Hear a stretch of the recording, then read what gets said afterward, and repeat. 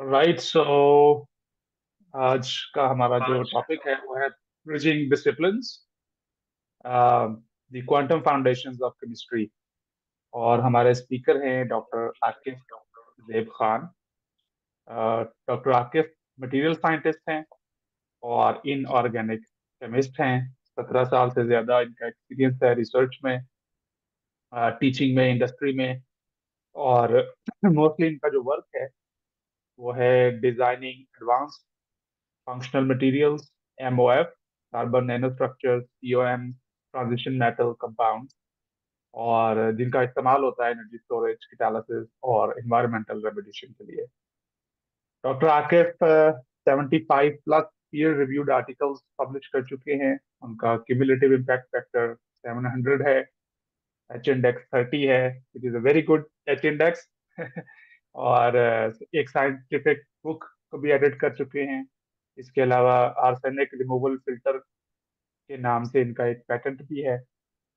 और China, Pakistan, Europe वगैरह में काफी बड़े पैमाने पे काम कर चुके हैं। इसके अलावा इनकी जो खास बात मुझे पसंद है वो है स्टूडेंट्स के लिए ये मेंटरिंग करते हैं। साइंस को खासतौर पर उर्दू दुनिया के लिए आसान बना के पेश करना और ये समझाना कि साइंस क्या है, ये बहुत ज़रूरी है। रिसर्च कैसे होती है और रिसर्च के क्या एवेन्यूज है। तो हमारा जो आज का टॉपिक है उसकी भी मुनासिबत इसी चीज से है कि ना सिर्फ ये कि ये देखा जाए कि केमिस्ट्री की क्वांटम फाउंडेशन क्या है, कैसे मुख्तलिफ साइंटिफिक डिसिप्लिन आपस में मिलते हैं, बल्कि रिसर्च की दुनिया में क्या हो रहा है।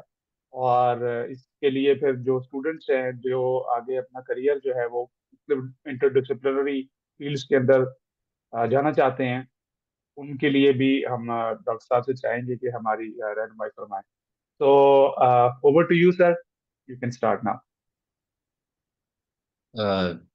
Thank you, Ali Bhai, for your kind introduction. So,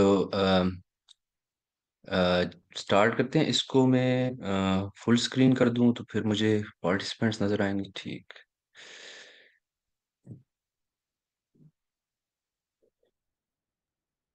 और सवालात अच्छा। के हवाले से डॉक्टर साहब आपके ऊपर है। हमारा नॉर्मली फॉर्मेट तो ये होता है कि एक लेक्चर होता है 45 मिनट का और उसके बाद हम क्वेश्चन आंसर करते हैं। लेकिन अगर आप चाहते हैं कि इंटरेक्टिव सेक्शन हो तो पार्टिसिपेंट्स जो हैं वो फिर हैंड रेज कर सकते हैं या चैट के अंदर क्वेश्चन पूछ सकते हैं। मेरा ख्याल है कि एंड पर रहने दें, क्योंकि जो मेरा इरादा है इसका लेक्चर का वो ये है कि इसको मैं इंट्यूटिव रखूंगा और जनरल रखूंगा, टेक्निकल नहीं रखूंगा ज़्यादा। क्योंकि एक तो मैं एक्सपर्ट नहीं हूँ इस फील्ड में, ये फिजिक्स की फील्ड है, आप लोग एक्सपर्ट हैं मुझसे ज़्यादा। मेरा जो मकसद है इस टॉक का वो है एक गाइडलाइन देना और क्या प्रोसेस है बेसिकली, उसको फिर बाकी उसके अंदर जो थ्योरीज हैं और जो उसके अंदर कॉन्सेप्ट्स हैं वो ज़्यादातर फिजिक्स के कॉन्सेप्ट्स हैं, और वो मेरे ख्याल से स्टूडेंट्स और आप लोग उनको ज़्यादा बेहतर समझते हैं। तो मेरा जो मकसद है वो एक फाउंडेशन को डिफाइन करना है, उसकी इंट्रोडक्शन है। और सेकेंडली जो उन कॉन्सेप्ट्स की जो इम्पोर्टेंस है केमिस्ट्री के लिए, मेरा वो फोकस है, not the actual concepts. So at the end of the talk we can have a question answer session. Fair enough, ठीक है। Otherwise I also like interactive session, लेकिन वो उसमें होता है जब आप कोई टेक्निकल चीज किसी को समझा रहे हो। तो यहाँ पे मेरा ख्याल है कि मोनोलॉग काम करेगा। So okay, let's start. Ali भाई ने इंट्रोडक्शन मेरा करवा दिया। ये थोड़े से मेरे डिग्रियों की लाइन है। तो this is just for the to introduce my background. I have background in inorganic chemistry, analytical chemistry, और मटेरियल्स एंड सरफेस इंजीनियरिंग में एक मास्टर्स है मेरी। मेरी पीएचडी भी इनऑर्गेनिक केमिस्ट्री में है, और बीएससी मेरी बॉटनी जूलॉजी केमिस्ट्री में है। इसके से पीछे प्री मेडिकल और प्री इंजीनियरिंग का मेरा बैकग्राउंड है। फिर मैंने इंडस्ट्री में थोड़ा सा टाइम, 2-3 साल फार्मास्यूटिकल इंडस्ट्री में गुजारे थे। फिर उसके बाद में दोबारा एकेडेमिया में आ गया था 2009 ऑनवर्ड्स अभी तक। नस्ट में मैंने मेरी जॉब थी 5-6 साल, फिर पीएचडी और उसके बाद पोस्ट डॉक्स, और currently I am senior researcher and Marie Curie fellow in university in Germany. So okay, this is the outline. ये हमारी outline है कि कैसे एटम जो है उसकी उसको हमने वो डिस्कवर किया, और कैसे हमें पता चला कि इतनी छोटी सी चीज जो है उसने वो हर चीज का माखज है। तो थोड़ी सी हम हिस्ट्री पे बात करेंगे, फिर historical development of quantum chemistry. Basically हम जो क्वांटम मैकेनिक्स है या क्वांटम फिजिक्स जिसको आप कहते हैं, जब हम केमिस्ट्री में आते हैं तो उसको क्वांटम केमिस्ट्री के नाम से पुकारते हैं, क्योंकि हम ज़्यादातर एप्लीकेशंस केमिस्ट्री की बात कर रहे होते हैं। तो उसके बाद जो बेसिस हैं, जो केमिस्ट्री की जो फाउंडेशन है बेसिकली, वो ही क्वांटम मैकेनिक्स है। तो और वो है बॉर्न ओपेनहाइमर अप्रोक्सीमेशन और श्रोडिंगर इक्वेशन। तो उस पे हम बात करेंगे कि वो कैसे जो है बेसिस है हमारी। फिर group theory and symmetry introduction थोड़ा बहुत, और फिर इलेक्ट्रॉनिक स्ट्रक्चर, जो मेथड्स हैं डीएफटी, जो डेंसिटी फंक्शनल थ्योरी की बेसिस हैं, प्रिंसिपल्स हैं जो उसको गवर्न करते हैं, और उसको कैसे हम मटेरियल साइंस में या केमिस्ट्री में यूज करते हैं। फिर यही जो सारे कॉन्सेप्ट्स हमने पढ़े हैं, यहाँ पे हम जिन पे बात करेंगे, उनकी एप्लीकेशंस मॉलिक्यूलर स्पेक्ट्रोस्कोपी में कैसे होती हैं। और उनको हम हल्का सा इंट्रोडक्शन होगा, ब्रीफ इंट्रोडक्शन, ये आईआर, यूवी विजिबल रामान, एनएमआर और मॉस बार स्पेक्ट्रोस्कोपीज के ऊपर। और फिर सॉलिड स्टेट फिजिक्स में क्या एप्लीकेशंस हैं, how quantum mechanics govern the principles of band theory in materials and solid state physics and solid state chemistry। फिर कैटालिसिस जो है उसकी एग्जांपल्स कुछ मैं बताऊंगा, और वो कैसे काम करते हैं। So first of all,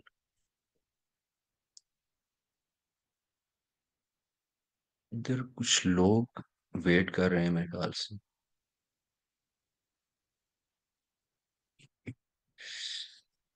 so chemistry है क्या चीज, और फिजिक्स क्या चीज है, और ये क्या आपस में कंपिटिटर्स हैं या एक कॉम्प्लीमेंट्री फील्ड्स हैं, ये पहले समझना मेरे ख्याल से इम्पोर्टेंट है। इससे पहले कि हम बात करेंगे केमिस्ट्री की क्या बेसिस हैं, और physics how is quantum physics the basis of chemistry. तो पहले तो ये शुरू में दोनों फील्ड्स जो हैं बिल्कुल अलग थलग थी, और केमिस्ट जो अल्केमिस्ट जो हिस्टोरिकली थे वो बस शीशे से या मुख्तलिफ धातुओं से सोना बनाने के चक्कर में पड़े हुए थे। और वहां से केमिस्ट्री का एक तरह से आप कह सकते हैं कि क्यूरियोसिटी डेवलप हुई, जबकि फिजिक्स जो थी वो मैकेनिक्स और मोशन और जो फोर्सेस हैं ज़्यादातर उन्हीं चीज़ों को डील करती थी। फिर 17th 18th जो सेंचुरी के बाद इस तरह हुआ कि ये फील्ड्स स्लोली मर्ज करना शुरू हुई। फिर फिजिक्स जो है वो केमिस्ट्री के डोमेन को डिफाइन करना शुरू किया जब इलेक्ट्रॉन डिस्कवर हुआ, प्रोटॉन, न्यूट्रॉन, एटम की जो मॉडल्स हैं डिफरेंट, और जिन पे आगे हम बात करेंगे। और जब वो एक फाउंडेशन फिजिक्स ने सेट करना स्टार्ट की, और वो क्लासिकल फिजिक्स से जो शिफ्ट आया मॉडर्न फिजिक्स की तरफ और फिर क्वांटम की तरफ, तो ये दोनों फील्ड्स बीच में बिल्कुल मर्ज हो गई। फिर उसके बाद दोबारा ये सेपरेट हो गई थोड़ी सी।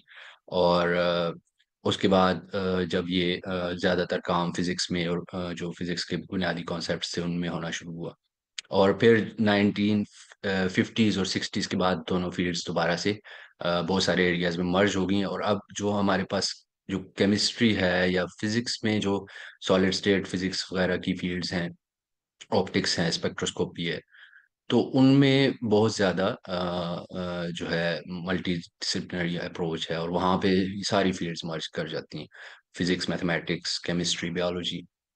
तो केमिस्ट्री बेसिकली चेंजेस जो होती हैं मैटर की एक स्टेट से दूसरी स्टेट में केमिकल चेंजेस जिनको हम कहते हैं उनको डिफाइन करती है, not physical changes, but we also talk about physical changes जो स्टेट्स ऑफ मैटर्स हैं और थर्मोडायनेमिक्स हैं, ये सारा कुछ, बिकॉज वो भी इम्पोर्टेंट है हमारे लिए और बहुत ज़्यादा इम्पोर्टेंट है, क्योंकि हमारी जो जिस तरह केमिस्ट्री में एक बुनियादी इक्वेशन आ रही है, इक्वेशन जो कि रिएक्शंस को गवर्न करती है, बेसिकली जो टेम्परेचर डिपेंडेंस रिएक्शंस की बताती है, वो काइनेटिक्स और थर्मोडायनेमिक्स हम उसके ज़रिए डिफाइन करते हैं। तो उसमें ये फिजिकल पैरामीटर्स बहुत इंपॉर्टेंट होते हैं। फिर फिजिक्स जो है वो मैटर और एनर्जी और उनके एक्शंस जो हैं उनको आपस में आपको पता ही होगा कि क्या डेफिनेशन है। फिर लेकिन ये अब चेंजेस जो हैं, कौन सी चेंजेस फिजिकल हैं, कौन सी केमिकल हैं, और कौन सी किस फील्ड के लिए इंपॉर्टेंट है, ये आप कंप्लीटली इनको सेपरेट नहीं कर सकते, क्योंकि ये खासतौर पे केमिस्ट्री में ये जितने भी फिजिक्स के कॉन्सेप्ट्स हैं वो बहुत इंपॉर्टेंट होते हैं। तो फिर उसके नतीजे में हमारे पास इंटरडिसिप्लिनरी फील्ड्स बनती हैं, जैसे physical chemistry, inorganic chemistry, analytical chemistry, chemical physics, materials chemistry, solid state physics, quantum mechanics, catalysis और फोटोकेमिस्ट्री। अब ये झगड़ा अक्सर चलता है यहाँ पे कि कौन सी फील्ड जो है वो प्योर है और कौन सी फील्ड डोमिनेट है दूसरी के ऊपर।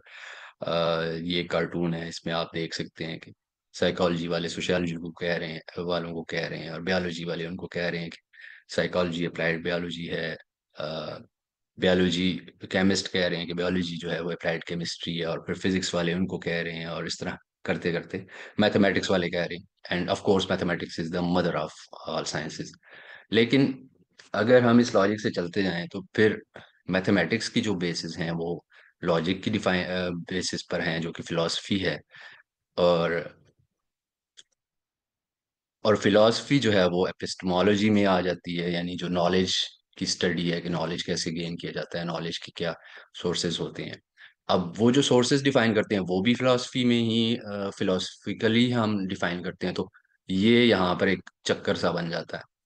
तो बेस्ट अप्रोच मेरे ख्याल से यही है कि, और जो रियलिटी है वो भी यही है कि सारी फील्ड्स जो हैं एक दूसरे को कॉम्प्लीमेंट करती हैं, और कोई भी डोमिनेंस और प्यूरिटन हायरार्की जो है वो इनमें नहीं एग्जिस्ट करती। लेकिन उसके साथ साथ ये समझना ज़रूरी है कि आप एक्सपर्टीज जो है वो उसको बहुत वैल्यू करें, कि जो अपनी फील्ड के जो लोग होते हैं वो एक्सपर्ट्स होते हैं, क्योंकि उन्होंने डेकेड्स और ईयर्स और लगाए होते हैं, बल्कि डेकेड्स लगाई होती हैं, 20-25 साल पढ़ के, और फिर पीएचडीज और यूनिवर्सिटी डिग्रीज और सारा कुछ। तो और इतनी नैरो फील्ड्स हो जाती हैं जब आप पीएचडी या पोस्ट डॉक या उससे एकेडेमिया में आते हैं, कि आपको you can't be expert in even your own field. Like मैं इनऑर्गेनिक केमिस्ट्री का बंदा हूँ, तो मुझे इनऑर्गेनिक केमिस्ट्री के अंदर ही कुछ बहुत सारी ऐसी फील्ड्स हैं जो मेरी नहीं है फील्ड्स, उनके बारे में मुझे जस्ट रूडिमेंट्री आइडिया होता है कि वो क्या काम कर रहे हैं, लेकिन मैं उसकी डिटेल में नहीं जा सकता। इस तरह जो मेरी फील्ड है उसका सिर्फ मुझे आइडिया है, और दूसरे लोग जो हैं इस फील्ड में काम नहीं करते, बेशक वो केमिस्ट है, उनके पास पीएचडीज भी होंगी केमिस्ट्री में, तो वो नहीं कर सकते बाकी जनरली जो एज अ यूजर जो है वो इंट्रोडक्टरी जो नॉलेज होती है, और वो डेफिनेटली वो हर एक के पास अगर है तो किसी के पास तो है, लेकिन for expert opinion you should always trust the experts. तो ये बेसिकली चीज़ है जिससे हम फिजिक्स वाले भी खेलते हैं, और केमिस्ट्री वाले भी। जो इनऑर्गेनिक केमिस्ट्री और फिजिकल केमिस्ट्री है वहाँ पे बेसिकली हम कार्बन की ऑर्गेनिक फॉर्म्स को छोड़ के बाकी सारे पीरियोडिक टेबल पे बात करते हैं, और it is like a puzzle, और हम इस पजल को सॉल्व करने की कोशिश करते हैं, और ये लगता तो है कि ये पजल सॉल्व हो चुका है, लेकिन अभी भी इसमें बहुत ज़्यादा जो है वो कह सकते हैं कि मिस्ट्रीज हैं जिनको भी डिस्कवर करना बाकी है। तो हम एटम पे आते हैं। जो एटॉमिक मॉडल है उसकी आप ये यहाँ पे ब्रीफ हिस्ट्री देख सकते हैं कि जॉन डाल्टन ने 19th सेंचुरी के स्टार्ट में जाके ये बात की थी कि पॉइंट जो हैं स्फीयर्स, वो बेसिक यूनिट्स हैं इसके तमाम मैटर्स के, और वो हर चीज़ के अपने अपने होते हैं, और उनकी प्रॉपर्टीज सेम होती हैं। जैसे आयरन है, उसके जो होंगे बेसिक यूनिट्स। उसके बाद जब इलेक्ट्रॉन्स की डिस्कवरी हुई, तो फिर उसके बाद जो वो मॉडल थोड़ा सा चेंज हो गया, लेकिन फिर भी ये नहीं पता था कि इलेक्ट्रॉन्स और प्रोटॉन्स वो किधर एक मॉडल के अंदर कहाँ पे एग्जिस्ट करते हैं। फिर रदरफोर्ड का आपको एक्सपेरिमेंट याद होगा, जब जो उसने गोल्ड फाइल के जरिए किया था, तो वहां से उसे आइडिया हुआ था कि कुछ इलेक्ट्रॉन्स जो हैं वो हिट करके रिफ्लेक्ट हो रहे हैं, डिफ्लेक्ट हो रहे हैं, तो वो पॉइंट्स न्यूक्लियस बेसिकली उसने वहां से उसका मॉडल बनाया था कि दरमियान में न्यूक्लियस होता है और बाकी जगह खाली होती है, वहां पे इलेक्ट्रॉन्स होते हैं। फिर बोर का मॉडल है, जो उसने ऑर्बिटल्स की थ्योरी दी थी कि फिक्स्ड एनर्जी ऑर्बिटल्स होते हैं स्टेबल, एक न्यूक्लियस के इर्द गिर्द, और उनके दरमियान डिफरेंट एनर्जीज होती हैं, एनर्जी लेवल्स होते हैं, और वो एक शेल से या एक ऑर्बिट से दूसरे ऑर्बिट में जब जंप करते हैं तो वो एनर्जी गेन करते हैं, और जब वापस आते हैं तो एनर्जी लूज करते हैं।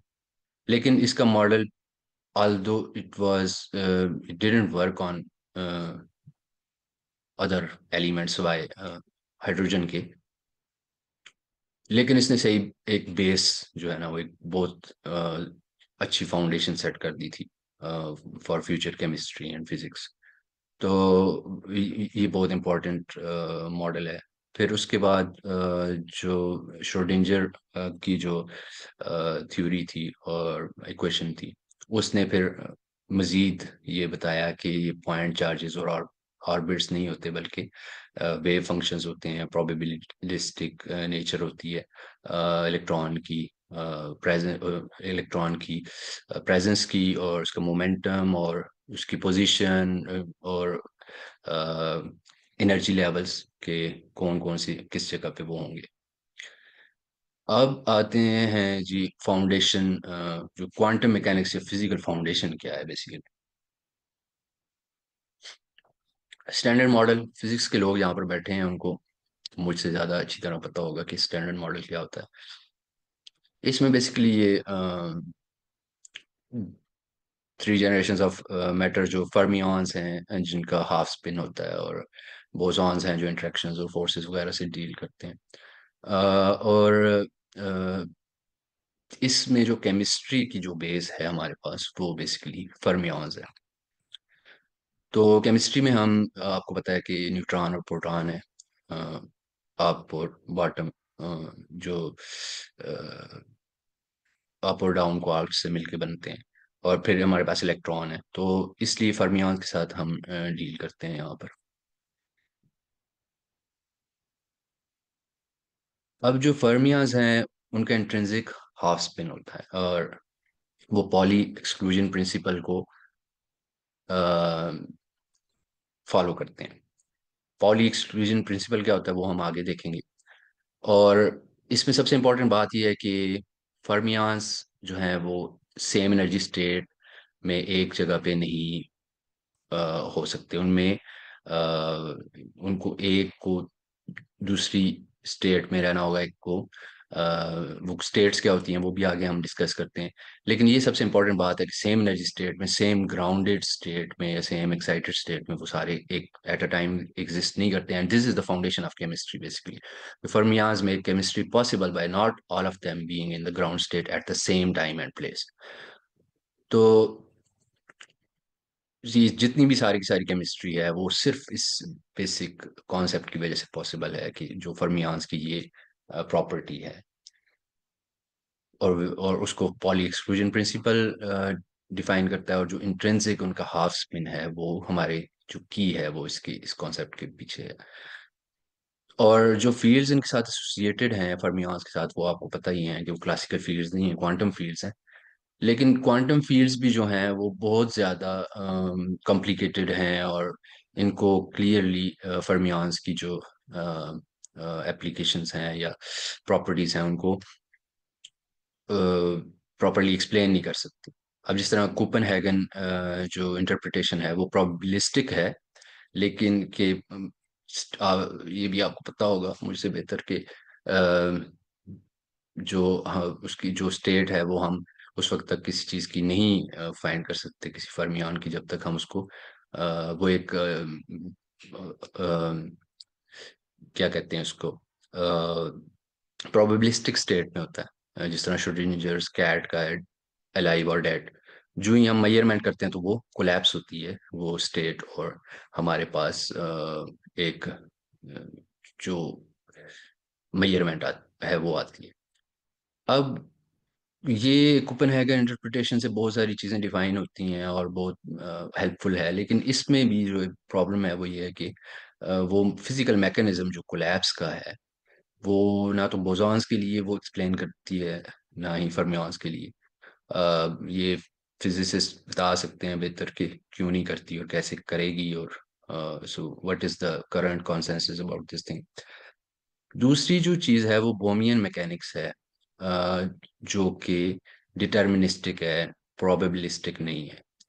उसमें ये है कि जो फर्मियंस हैं वो सारे के सारे एक पायलट वेव उनको गवर्न करती है, उनकी मोशन को।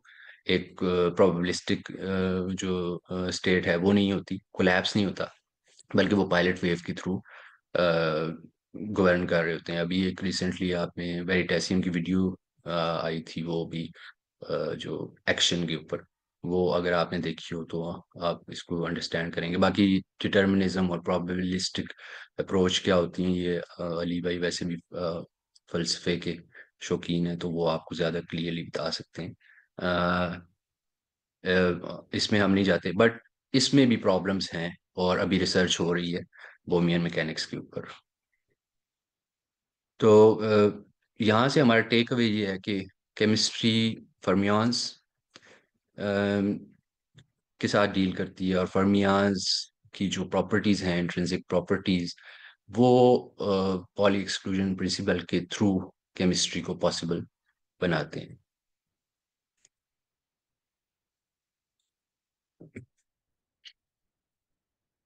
अब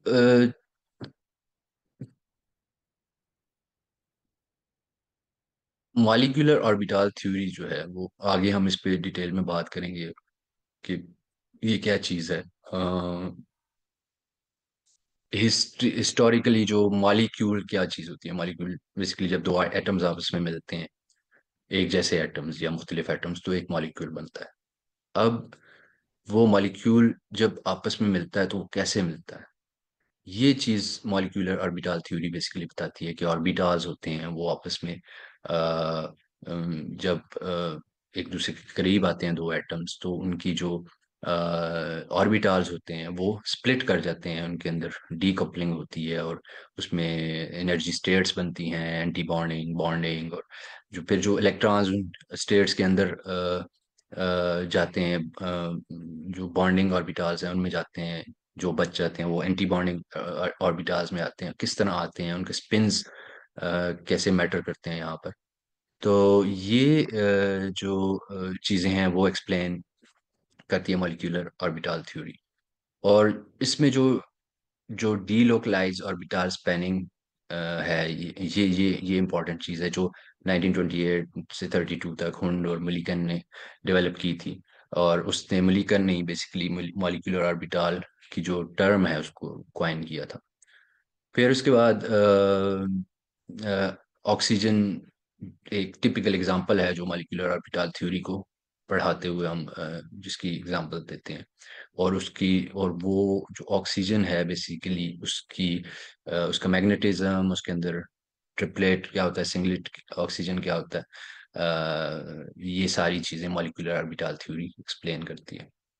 हक्कल ने फिर इसी मॉलिक्यूलर ऑर्बिटल थ्योरी को पाई इलेक्ट्रॉन्स, जो एरोमेटिक कंपाउंड्स होते हैं बेंजीन वगैरह, उनकी स्टेबिलिटी के हवाले से इसकी एप्लीकेशन की थी और हक्कल रूल दिया था जो 4n+2 पाई इलेक्ट्रॉन्स है कि एरोमेट्रिसिटी तभी होगी जब ये फार्मूला जो है वो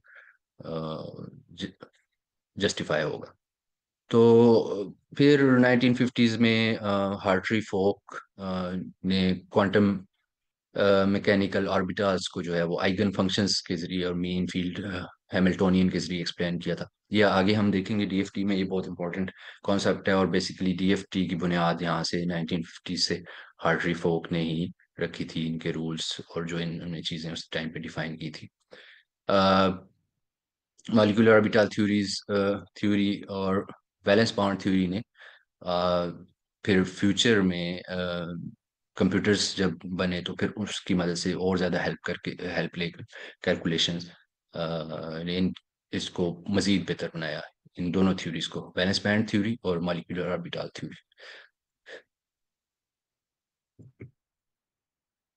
अच्छा, उस इससे पहले कि हम इसमें मज़ीद बात करें, हमने चेंजेस की बात की थी, तो अब यहाँ पर आप देखें जो मर्ज होती हैं, जब फील्ड्स किस तरह से मर्ज होती हैं। अब आपने as physics students, I am not sure कि आपने न्यूक्लियर केमिस्ट्री का कभी नाम सुना होगा, या कि न्यूक्लियर केमिस्ट भी एग्जिस्ट करते हैं। अब न्यूक्लियर जो प्रोसेस है, क्या वो फिजिकल प्रोसेस है या केमिकल प्रोसेस? तो रेडियो एक्टिविटी है या न्यूक्लियर केमिस्ट्री है, ये तो फिजिकल प्रोसेस है और इसमें स्पॉन्टेनियस न्यूक्लियर डिके होती है, पार्टिकल्स इमिट होते हैं या एनर्जी इमिट होती है। तो केमिस्ट्री का यहाँ पे क्या किरदार है? केमिस्ट्री, केमिकल बॉन्ड्स की तो कोई बात ही नहीं हो रही। केमिकल बॉन्ड्स तो दो न्यूक्लियस के दरम्यान इलेक्ट्रॉन्स की मदद से होते हैं। और केमिकल कंडीशंस, टेम्परेचर, प्रेशर की जो हम बात कर रहे थे जो पहले, वो भी इसको नहीं करती, इंडिपेंडेंट होता है उनसे। और कॉन्सेंसस है कि nuclear physics is it's a physical process. तो न्यूक्लियर केमिस्ट्री का क्या फायदा है? अब न्यूक्लियर केमिस्ट्री में बेसिकली ये होता है कि हम जो न्यूक्लियर फिजिक्स से हासिल की गई इंफॉर्मेशन जो है न्यूक्लियस की, उसको हम अप्लाई करते हैं, उसकी एप्लीकेशन है न्यूक्लियर केमिस्ट्री में, कि डिफरेंट रेडियो एक्टिव आइसोटोप्स हैं, जैसे कार्बन 14 को ट्रेसर के तौर पर यूज़ किया जाता है, और आयोडीन वगैरह और डिफरेंट जो और हैं आइसोटोप्स हैं, उनकी बायोमेडिकल एप्लीकेशंस हैं, एमआरआई वगैरह में आप देख लें। और उसके अलावा जो रेडिएशन के थ्रू जो फ्रूट्स वगैरह होते हैं, वेजिटेबल्स होती हैं, उनको वो करना, प्रिजर्व करना। और फिर न्यूक्लियर रिएक्शन में जो प्रोडक्ट्स होते हैं और रिएक्टेंट्स जो होते हैं, उन वहाँ पर केमिस्ट्री बहुत इंपॉर्टेंट है। जिस तरह यूरेनियम हेक्साफ्लोराइड बनाकर बेसिकली जो सेंट्रीफ्यूगेशन की जाती है, सेंट्रीफ्यूज किया जाता है और आइसोटोप्स यूरेनियम के सेपरेट किए जाते हैं। प्लूटोनियम की सेपरेशन में बहुत ज़्यादा इंपॉर्टेंट है न्यूक्लियर केमिस्ट्री। रेडियोमेट्रिक डेटिंग, जिस तरह मैंने बताया आपको, मेडिकल यूजेस हैं, फिर एनालिटिकल यूजेस हैं, न्यूट्रॉन एक्टिवेशन एनालिसिस। हम इवन केमिस्ट्री में हमारी एप्लीकेशंस जो हैं वो पार्टिकल एक्सीलरेटर्स के साथ भी होती हैं, कि उसमें हम जो डीके वगैरह जो फोटोकेमिस्ट्री में हम उसकी मदद से हम डिफरेंट एटम्स की कॉन्सेंट्रेशंस, उनकी क्वालिटेटिव एनालिसिस, क्वांटिटेटिव एनालिसिस भी करते हैं। इन्वायरमेंटल केमिस्ट्री में एप्लीकेशंस है। तो इंटरडिसिप्लिनरी रोल है न्यूक्लियर फिजिक्स और केमिस्ट्री जो है वो ब्रिज करती हैं इसको। फिर न्यूक्लियर वेस्ट और रेडियो एक्टिव वेस्ट जो है उनका जो उनकी स्टडी जो है और उनको कैसे वो करना है, नुकसान से बचाना है रेडियो एक्टिव वेस्ट के, तो उसमें फिर केमिस्ट्री की एप्लीकेशन आ जाती है। इस पे हमारा एक पेपर भी था जिसमें जो फोकुशिमा में जो हुआ था न्यूक्लियर फेलियर हुआ था, उसमें उस वाटर में, जो सी वाटर था वहां पर सारे आइसोटोप्स वगैरह चले गए थे, वो पोल्यूट हो गया, तो उसकी रिमूवल कैसे वाटर से की जाती, उन आइसोटोप्स की कुछ स्टडीज हमने की थी कि कैसे उनको वाटर से रिमूव किया जाए, आइसोटोप्स, रेडियो एक्टिव आइसोटोप्स को, सीजियम वगैरह। अच्छा, जो क्वांटम केमिस्ट्री की जो बुनियाद है वो मैंने आपको जिस तरह पहले से पहले बताई है, ये भी थोड़ी सी एक वैलेंस बॉन्ड की थ्योरी की जो एप्लीकेशन वो हिस्ट्री है, जिस तरह मॉलिक्यूलर ऑर्बिटल की थी, उसमें बेसिकली क्वांटम कैलकुलेशंस जिस तरह हिटलर और लंदन ने 1927 में की थी, और कोवेलेंट बॉन्ड को डिस्क्राइब किया था। फिर पॉलिंग जो है, लाइनस पॉलिंग जो था, उसने हाइब्रिड ऑर्बिटल्स sp sp2 और रेजोनेंस वगैरह, ये वैलेंस बॉन्ड थ्योरी की एक्सप्लेन की थी। नेचर ऑफ केमिकल बॉन्ड ने क्वांटम मैकेनिकल कॉन्सेप्ट्स जो हैं केमिस्ट के लिए बहुत वो डिफाइन किए थे। और उसने ये डिफाइन किया था कि बॉन्ड्स जो हैं वो बेसिकली एटॉमिक ऑर्बिटल्स जो हैं उनकी ओवरलैपिंग होती है, और वो जब ओवरलैप होते हैं वो मिक्स होते हैं, हाइब्रिडाइज होते हैं, उसके बाद फर्दर जो है sp2 dsp3 d2sp और इस तरह डिफरेंट एनर्जी के ऑर्बिटल्स बनते हैं, और वहाँ पे फिर इलेक्ट्रॉन्स, किस तरह कितने इलेक्ट्रॉन्स और किस तरह से स्प्लिटिंग उसके अंदर, अगेन जो डीकपलिंग होती है उसमें किस तरह वो एडजस्ट होते हैं, और फिर जब वो वाले एटॉमिक ऑर्बिटल्स दूसरे एटॉमिक ऑर्बिटल्स दूसरे एटम के ऑर्बिटल्स के साथ जब मिलते हैं तो फिर बॉन्डिंग किस तरह से होती है। तो ये एक बहुत इंपॉर्टेंट थ्योरी है, और ये बहुत सारे जो कॉन्सेप्ट्स हैं हमारे केमिस्ट्री के, उनको ये क्लियर करती है। इसकी बेसिस के ऊपर हम मटेरियल्स डिजाइन करते हैं, इसकी बेसिस के ऊपर हम मटेरियल्स को एक्सप्लेन करते हैं, उनको स्टडी करते हैं। और इसकी बेसिस जो है बैलेंस बॉन्ड थ्योरी की, वो श्रोडिंगर इक्वेशन है। कैसे हैं वो आगे हम डिस्कस करेंगे। और सेकेंडली बॉर्न ओपेनहाइमर अप्रोक्सीमेशन है, ये बहुत इंपॉर्टेंट है, ये बेसिक प्रिंसिपल आप कह सकते हैं केमिस्ट्री का है। ये ओपेनहाइमर, वही ओपेनहाइमर है आपके मैनहट्टन प्रोजेक्ट वाले, जिनकी अभी एक मूवी भी आई थी ओपेनहाइमर के नाम से। और फिर फ्रैंक कॉन्डन प्रिंसिपल है, जो फर्दर उन बेसिस को, इसको बॉर्न ओपेनहाइमर अप्रोक्सीमेशन को डिफाइन करता है। तो ये बेसिक जो आप कह सकते हैं कि ये तीन चीजें केमिस्ट्री की फाउंडेशन हैं।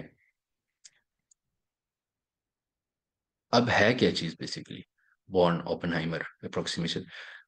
मैक्स बॉर्न एक प्रोफेसर थे, और ओपेनहाइमर उनके स्टूडेंट थे। आई थिंक 19, इधर कहीं मैंने टाइम लिखा था इसका, 1926 और इसके अराउंड। तो उस time Oppenheimer 23 years old professor born के साथ काम कर रहे थे। उन्होंने ये प्रपोज की थी born Oppenheimer approximation. Basically born Oppenheimer approximation ये कहती है कि न्यूक्लियाई जो होते हैं, न्यूक्लियस जो है वो बहुत हैवी होता है, और इलेक्ट्रॉन्स बहुत लाइट होते हैं, और इनका टाइम स्केल जो है वो बहुत डिफरेंट है, इनकी मूवमेंट का और इनकी मोमेंटम का और इनकी जो आपस में एक मैग्नीट्यूड है फोर्सेस का, वो बहुत ज्यादा डिफरेंट है। तो उसको मद्देनजर रखते हुए अप्रोक्सीमेशन एक की गई। हम सबसे इम्पोर्टेंट चीज यहाँ पर ये याद रखें, ये वर्ड जो है अप्रोक्सीमेशन, इस सारे कॉन्सेप्ट जितने भी हम अभी आगे चलेंगे कॉन्सेप्ट्स में, या जो भी जितने भी कॉन्सेप्ट्स हैं बेसिकली केमिस्ट्री की बेसिस में और फिजिक्स में, वो क्वांटम फिजिक्स में, वो अप्रोक्सीमेशंस के साथ डील करते हैं। तो अप्रोक्सीमेशन क्या होती है कि आप जो एक मैथमेटिकल एक गैस आप कह सकते हैं वो लेते हैं, और उसको एक जनरलाइज करते हैं, और आप कह सकते हैं एवरेज करते हैं उसको। तो एक एक हाइपोथेसिस होता है, और उसकी बेस के ऊपर फिर आप आगे उसको कंफर्म करते हैं मैथमेटिकली। तो यहाँ पर उन इसकी लॉजिक जो थी ये यही थी बॉर्न ओपेनहाइमर अप्रोक्सीमेशन की, कि न्यूक्लियाई की पोजीशंस फिक्स हैं, और इलेक्ट्रॉनिक श्रोडिंगर इक्वेशन जब आप सॉल्व करते हैं तो वो जो इन दोनों की जो इलेक्ट्रॉनिक और न्यूक्लियर पार्ट्स हैं, इन दोनों का प्रोडक्ट होता है, उससे आप एक टोटल वेव फंक्शन डिराइव करते हैं। तो न्यूक्लियाई की पोजीशन, फिक्स्ड न्यूक्लियाई की पोजीशन जो हैं, वो बेसिकली बॉर्न ऑपनहाइमर अप्रोक्सीमेशन है। तो इसके नतीजे में हमारे पास पोटेंशियल एनर्जी सर्फेसेस बनती हैं, और इलेक्ट्रॉनिक एनर्जी जो है वो न्यूक्लियर कोऑर्डिनेट्स की का फंक्शन होती है। बेसिकली इसके कहने का ये मतलब है, हम एक इंट्यूटिव फॉर्म में ये कह सकते हैं कि जो न्यूक्लियस है वो एक जगह पे अपनी जगह पे रुका हुआ है, और जो इलेक्ट्रॉन्स हैं वो इसके इर्द गिर्द घूम रहे हैं, और वो जो मूव कर रहे हैं, या जो भी आप जिस तरह से जो भी मॉडल आप अपने जहन में रख के उसको करते हैं, या वो उनकी एग्जिस्टेंस जो है वहाँ पे एक प्रोबेबिलिस्टिक मैनर में ऑर्बिटाज में है, वो जो डिस्टेंस है उसका फ्रॉम न्यूक्लियस, उसके ऊपर डिपेंड करते हैं बॉन्ड लेंथ वगैरह पे। तो उसके नतीजे में एक पोटेंशियल एनर्जी सर्फेसिस क्रिएट होती हैं, और उन पोटेंशियल एनर्जी सर्फेसिस की एक ग्राउंड स्टेट होती है, जिसको आप जो आप कह सकते हैं कि और वो न्यूक्लियस के की पोजीशन के हवाले से तय होती है। यानी ये एक न्यूक्लियस है, और उसके बाद उसके ऊपर डिफरेंट एनर्जी स्टेट्स हैं, और उनके अंदर इलेक्ट्रॉन्स एग्जिस्ट करते हैं। तो बेसिकली ये बॉर्न ओपनहाइमर अप्रोक्सीमेशन थी, जो कि सारी की सारी बेसिस जो केमिस्ट्री की या एटॉमिक मॉडल की, इसके ऊपर है। फिर फ्रैंक कॉन्डन प्रिंसिपल ने फर्दर इसको ये इलेबोरेट किया कि जो इलेक्ट्रॉनिक ट्रांजिशंस है वो बहुत फास्ट, वो न्यूक्लियर ट्रांजिशन से बहुत ज़्यादा फास्ट हैं, और इसलिए हमें जब इलेक्ट्रॉनिक ट्रांजिशंस को हम स्टडी करते हैं तो उसके ऊपर जो न्यूक्लियस का इम्पैक्ट है वो इतना ज़्यादा नहीं होता। बेसिकली आप कह सकते हैं कि बॉर्न अपना हाइमर अप्रोक्सीमेशन में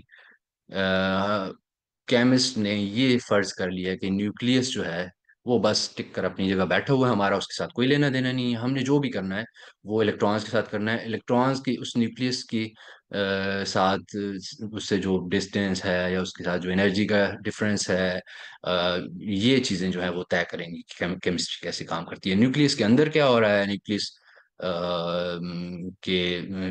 की और क्या प्रॉपर्टीज हैं, और उसमें एनर्जीज हैं या इंटरेक्शंस हैं या वीक फोर्सेस और स्ट्रॉन्ग फोर्सेस वट, उसके साथ हमारा कोई लेना देना नहीं है। ये हमारी जो बेसिक बॉर्न ओपेनहाइमर अप्रोक्सीमेशन है, जो कि एक फिजिसिस्ट ने दी थी, दो फिजिसिस्ट ने। अब फिर दूसरा एक इम्पॉर्टेंट हमारा कॉन्सेप्ट है कि बॉर्न ओपेनहाइमर अप्रोक्सीमेशन कहाँ पे काम नहीं करती। अब हमने एक बॉर्न ओपेनहाइमर अप्रोक्सीमेशन तो दे दी है, वो एक बेसिस है, लेकिन उससे भी ज़्यादा इम्पोर्टेंट हमारे लिए केमिस्ट्री में जो चीज़ होती है, ख़ासतौर पे जो जिस केमिस्ट्री में मैं काम करता हूँ, कि बॉर्न ओपेनहाइमर अप्रोक्सीमेशन कहाँ पे काम नहीं करती। यानी कि हम वहाँ पे उस एरिया में काम कर रहे हैं जो उसके एक्सेप्शन में आती है, और वो हमारे लिए एक्सेप्शन जो है वो इम्पोर्टेंट है बीओ अप्रोक्सीमेशन में।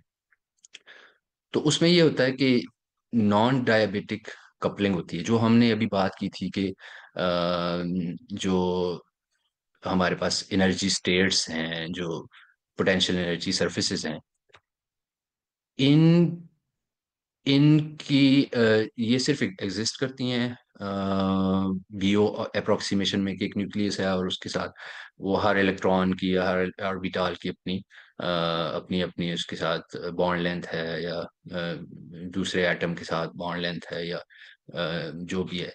लेकिन जब ये इंटरसेक्ट करती हैं इलेक्ट्रॉनिक स्टेट्स, तो वहां पर हमारे पास जो फिनोमिनन होते हैं, कॉनिकल इंटरसेक्शंस, जहाँ पे पीईएस इंटरसेक्शन होती है डिफरेंट, वहां पे हमारे पास इलेक्ट्रॉनिक स्टेट्स चेंज हो जाती हैं, और उनके अंदर कपलिंग और डीकपलिंग और मुख्तलिफ किस्म की स्टेट्स बनती हैं। फिर उनके दरमियान जो इलेक्ट्रॉन्स की ट्रांजिशन होती है वो बहुत इंपॉर्टेंट होती है। उसकी बेसिस के ऊपर सारी की सारी स्पेक्ट्रो स्कोपी है, उसके ऊपर पूरी फोटोकेमिस्ट्री है, उसके ऊपर क्वांटम इलेक्ट्रॉनिक्स है, और केमिकल रिएक्शंस जो है, कैटालिसिस वगैरह, वो सारे इस कॉन्सेप्ट के ऊपर गवर्न करते हैं कि कहाँ पे जो बीओ है वो फेल हो रही है,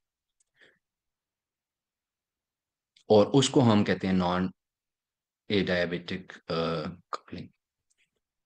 इसके ऊपर ये रीडिंग्स हैं, कुछ इनके लिंक्स मैंने दिया हुआ है, मैं अली भाई से ये उनको सेंड करूंगा प्रेजेंट, ये पीपीटी, तो वो डिस्क्रिप्शन में भी डाल डाल देंगे बाद में, यूट्यूब वगैरह में आप देख भी सकते हैं अगर आपने फर्दर रीडिंग करनी है। तो इसमें जो नॉन डायबिटिक कपलिंग है उसको बड़ी अच्छी तरह इस लिंक पे एक्सप्लेन किया गया है।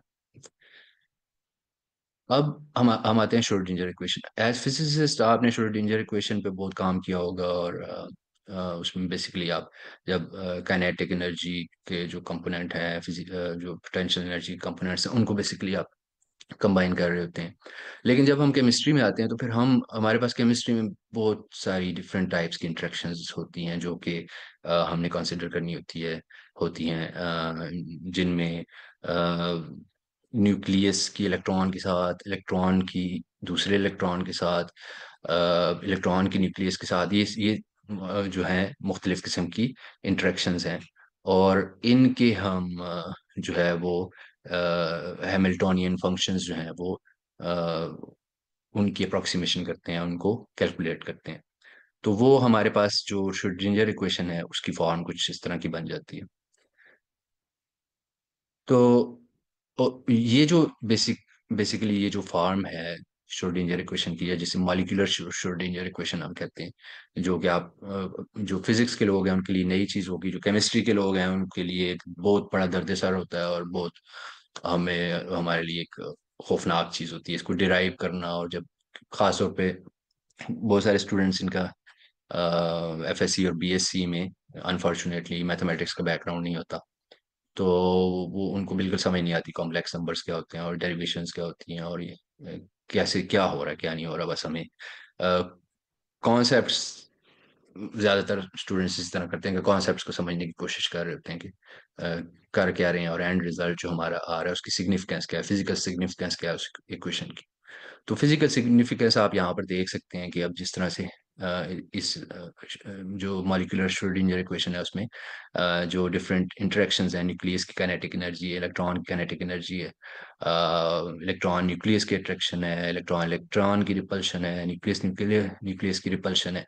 ये सारे कंपोनेंट्स इनको ऐड करके हम एक जो वेव फंक्शन है वो निकालते हैं एटम का।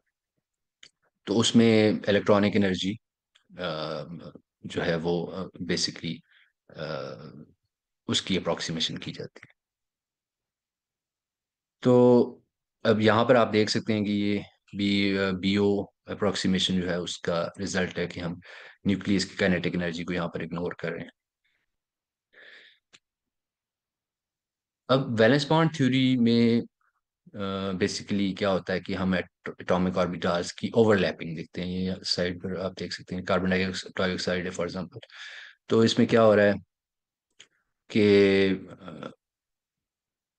आपके पास दरमियान में कार्बन है और यहाँ पर दो ऑक्सीजन है साइड पे, और इसके अंदर जो ऑर्बिटल्स हैं, एटॉमिक ऑर्बिटल्स हैं, एस और पी और डी, वो क्या करते हैं आपस में ओवरलैप करते हैं। जब उनकी डायरेक्ट ओवरलैप होती है हेड ऑन, तो वहां पर हमारे पास सिग्मा बॉन्ड्स बनते हैं। जब उनकी पैरेलल ओवरलैपिंग होती है, जब वो एक दूसरे के साथ पैरेलल पैरेलल होते हैं, तो वो पाई बॉन्ड्स होते हैं।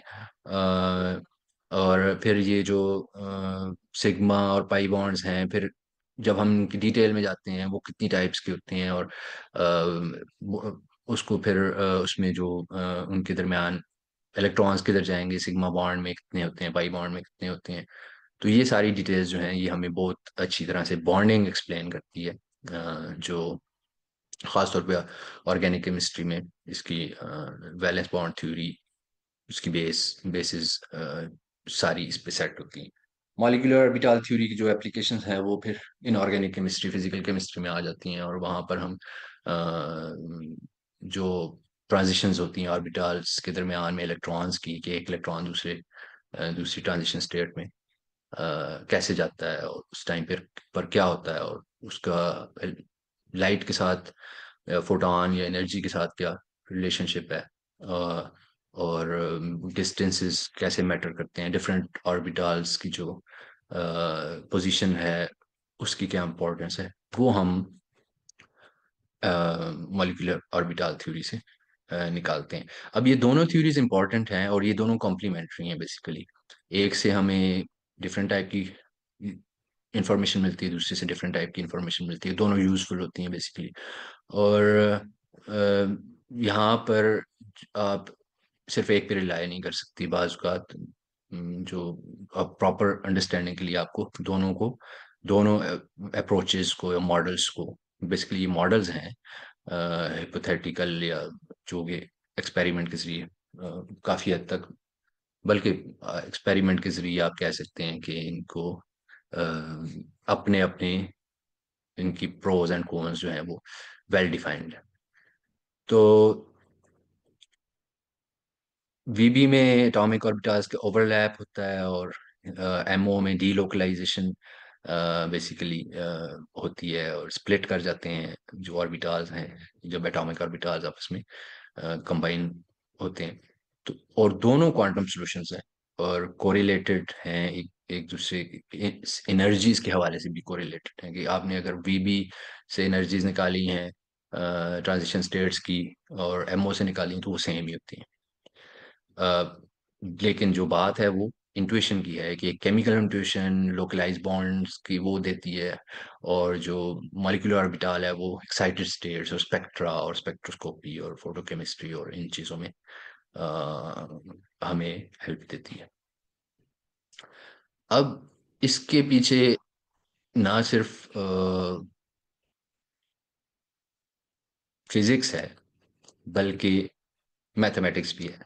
और वो जो ग्रुप थ्योरी आपने फिजिक्स में शायद पढ़ी हो, मैथमेटिक्स में ग्रुप थ्योरी के ऊपर कोर्सेज होते हैं, बहुत एक बड़ी फील्ड है और बहुत इसमें रिसर्च हो रही है। वो हम यहाँ पर कैसे अप्लाई करते हैं? अब देखें आपके जो केमिस्ट्री है उसकी जो बेसिस हैं वो ना सिर्फ फिजिक्स में है बल्कि मैथमेटिक्स में भी।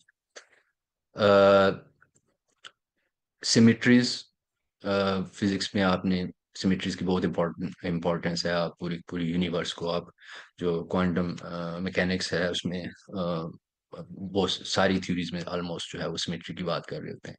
तो हम जब मॉलिक्यूल्स पे आते हैं तो वहां पर भी हमारे लिए सिमिट्रीज इंपॉर्टेंट होती हैं। तो हम सिमिट्रीज को कैसे डिफाइन करते हैं? उनको पॉइंट ग्रुप्स की सूरत में डिफाइन करते हैं, जो कि रोटेशन और एक एक्सिस के इर्द गिर्द होती है, और कितनी रोटेशंस होंगी जब दोबारा वो मॉलिक्यूल अपनी फर्स्ट स्टेट में आएगा। मिररिंग उसकी कैसे होगी, ट्रांसलेशन कैसे होगी, उस कितनी दफ़ा होगी कि वो अपनी ओरिजिनल स्टेट में आएगा। तो ये अब इससे ये होता है कि हमारे पास हर हर कंपाउंड का, हर मॉलिक्यूल का एक प्रोफाइल बन जाता है, कि उसकी जो बॉन्ड्स, जो फिक्स्ड बॉन्ड्स हैं उसके एटम्स के दरमियान, उनकी जो मूवमेंट है, कितनी मूवमेंट्स होंगी, किस टाइप की मूवमेंट्स होंगी, और एंड पे हमारे पास वही मॉलिक्यूल दोबारा वापस आएगा। तो वो हम उनको कोड कर देते हैं C2V D6H, और इस तरह से पॉइंट ग्रुप्स की सूरत में। ये आगे हमारे ना सिर्फ उनको डिफाइन करने के लिए, उनकी स्ट्रक्चर्स को डिफाइन करने के लिए इंपॉर्टेंट होती है, कि C2V में कौन कौन से मॉलिक्यूल्स आते हैं, D6H में कौन कौन से आते हैं, C3 में, C2 में कौन कौन से आते हैं, बल्कि उनकी बेसिस के ऊपर हम स्प्लिटिंग करते हैं, डीकपलिंग करते हैं ट्रांजिशन स्टेट्स की, इलेक्ट्रॉनिक स्टेट्स की, एनर्जी स्टेट्स की।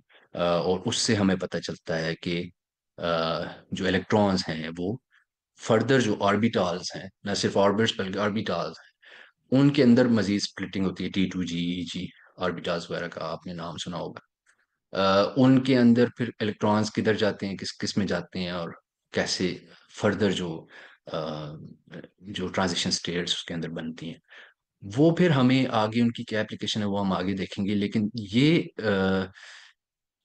ग्रुप थ्योरी हमें बहुत हेल्प करती है कि हम उसको सिंप्लीफाई कर दें, जो मॉलिक्यूलर स्ट्रक्चर है, और उसकी जो ऑर्बिटल्स की स्प्लिटिंग है, और उसकी डीलोकलाइजेशन है, और वहां पर जो एग्जिस्टेंस है ट्रांजिशन स्टेट्स की, जिनके दरमियान सारा कुछ काम हो रहा है, बेसिकली इलेक्ट्रॉन्स आ रहे हैं, जा रहे हैं, एनर्जी एब्जॉर्ब कर रहे हैं, एनर्जी एमिट कर रहे हैं, और जितना भी जो उसके अंदर काम हो रहा है उसको सिंप्लीफाई कर देते हैं ग्रुप थ्योरी में पॉइंट ग्रुप्स के थ्रू।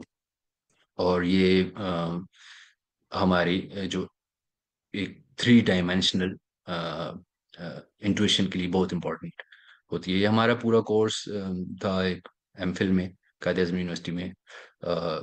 इनऑर्गेनिक इलेक्ट्रॉनिक ट्रांजिशंस के नाम से, उसमें हमने ग्रुप थ्योरी पढ़ी थी। फिजिक्स में आई डोंट नो किस हिसाब से इसको पढ़ते हैं, मैथमेटिक्स में तो बेसिकली इसको डिफाइन किया जाता है। तो ये इस तरह हमारी जो ग्रुप थ्योरी की बेसिस हैं वो ये हैं। वाटर की एग्जांपल है, इसमें C2B point group symmetry exist करती है। तो ये इस तरह से आप देख सकते हैं मीथेन है। फिर है जी जो क्वांटम मैकेनिक्स की हम एप्लीकेशंस जो उसकी बात करते हैं, केमिस्ट्री की बेसिस, कौन कौन सी केमिस्ट्री की बेसिस हैं।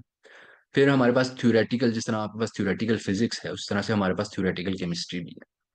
और थ्योरेटिकल केमिस्ट्री की सारी जो बेस है वो भी क्वांटम मैकेनिकल है। तो उसमें सबसे पहले हम जो फर्स्ट प्रिंसिपल स्टडीज हैं, एब इनिशियो मेथड्स यूज करते हैं, जिसमें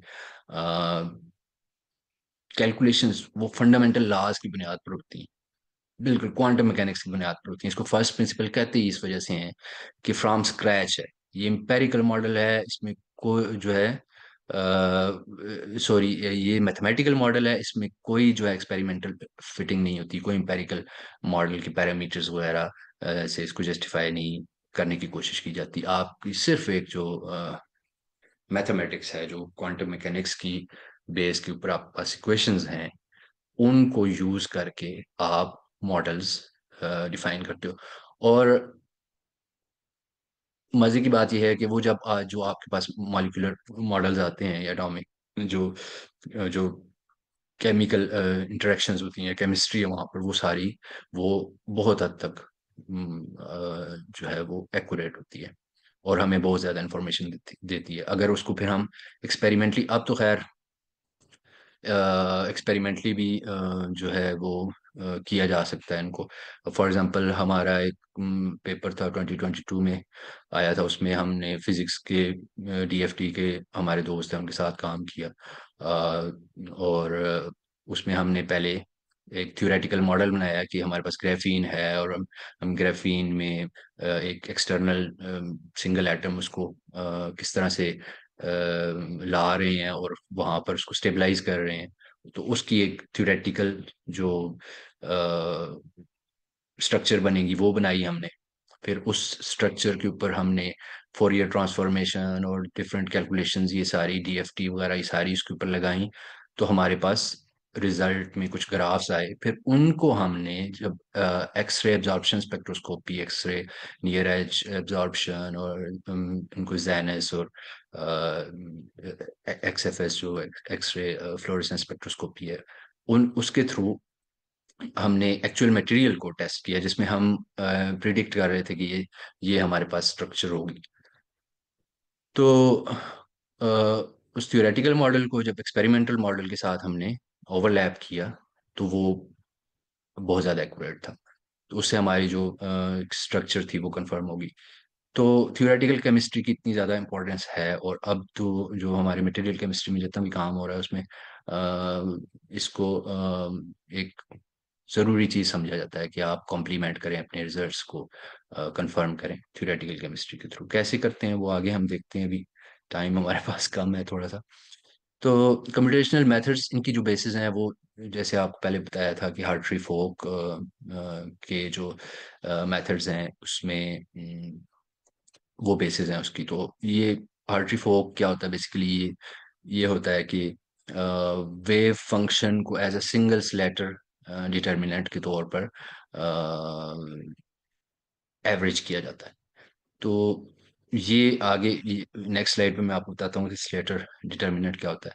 बेसिकली आप ये कह सकते हैं कि जो जो इलेक्ट्रॉन्स होते हैं उनको हम क्लासिकल मैकेनिक्स में मैनी बॉडी प्रॉब्लम के तौर पर नहीं देखा जाता कि उनकी आपस में क्या इंटरेक्शन होगी, बल्कि उनको एक पूरे के पूरे को एक वेव फंक्शन के तौर पर लिया जाता है कि उनके जितना इलेक्ट्रॉनिक क्लाउड है वो एक वेव फंक्शन डिफाइन करता है, और उसी की बेसिस के ऊपर जो हम ग्राउंड स्टेट है वो तय करते हैं, और फिर उस ग्राउंड स्टेट से हम एक्साइटेड स्टेट फाइंड करते हैं, और उस उनके दरम्यान जो डिफरेंस होता है इलेक्ट्रॉन डेंसिटी का, और उसकी मदद से हम जो प्रॉपर्टीज हैं मॉलिक्यूल्स की वो डिफाइन करते हैं। उसमें आगे न सिर्फ डीएफटी है, फिर हमारे पास मॉन्टी कार्लो, मटेरियल स्टूडियो के एल्गोरिदम्स हैं बहुत सारे इसमें।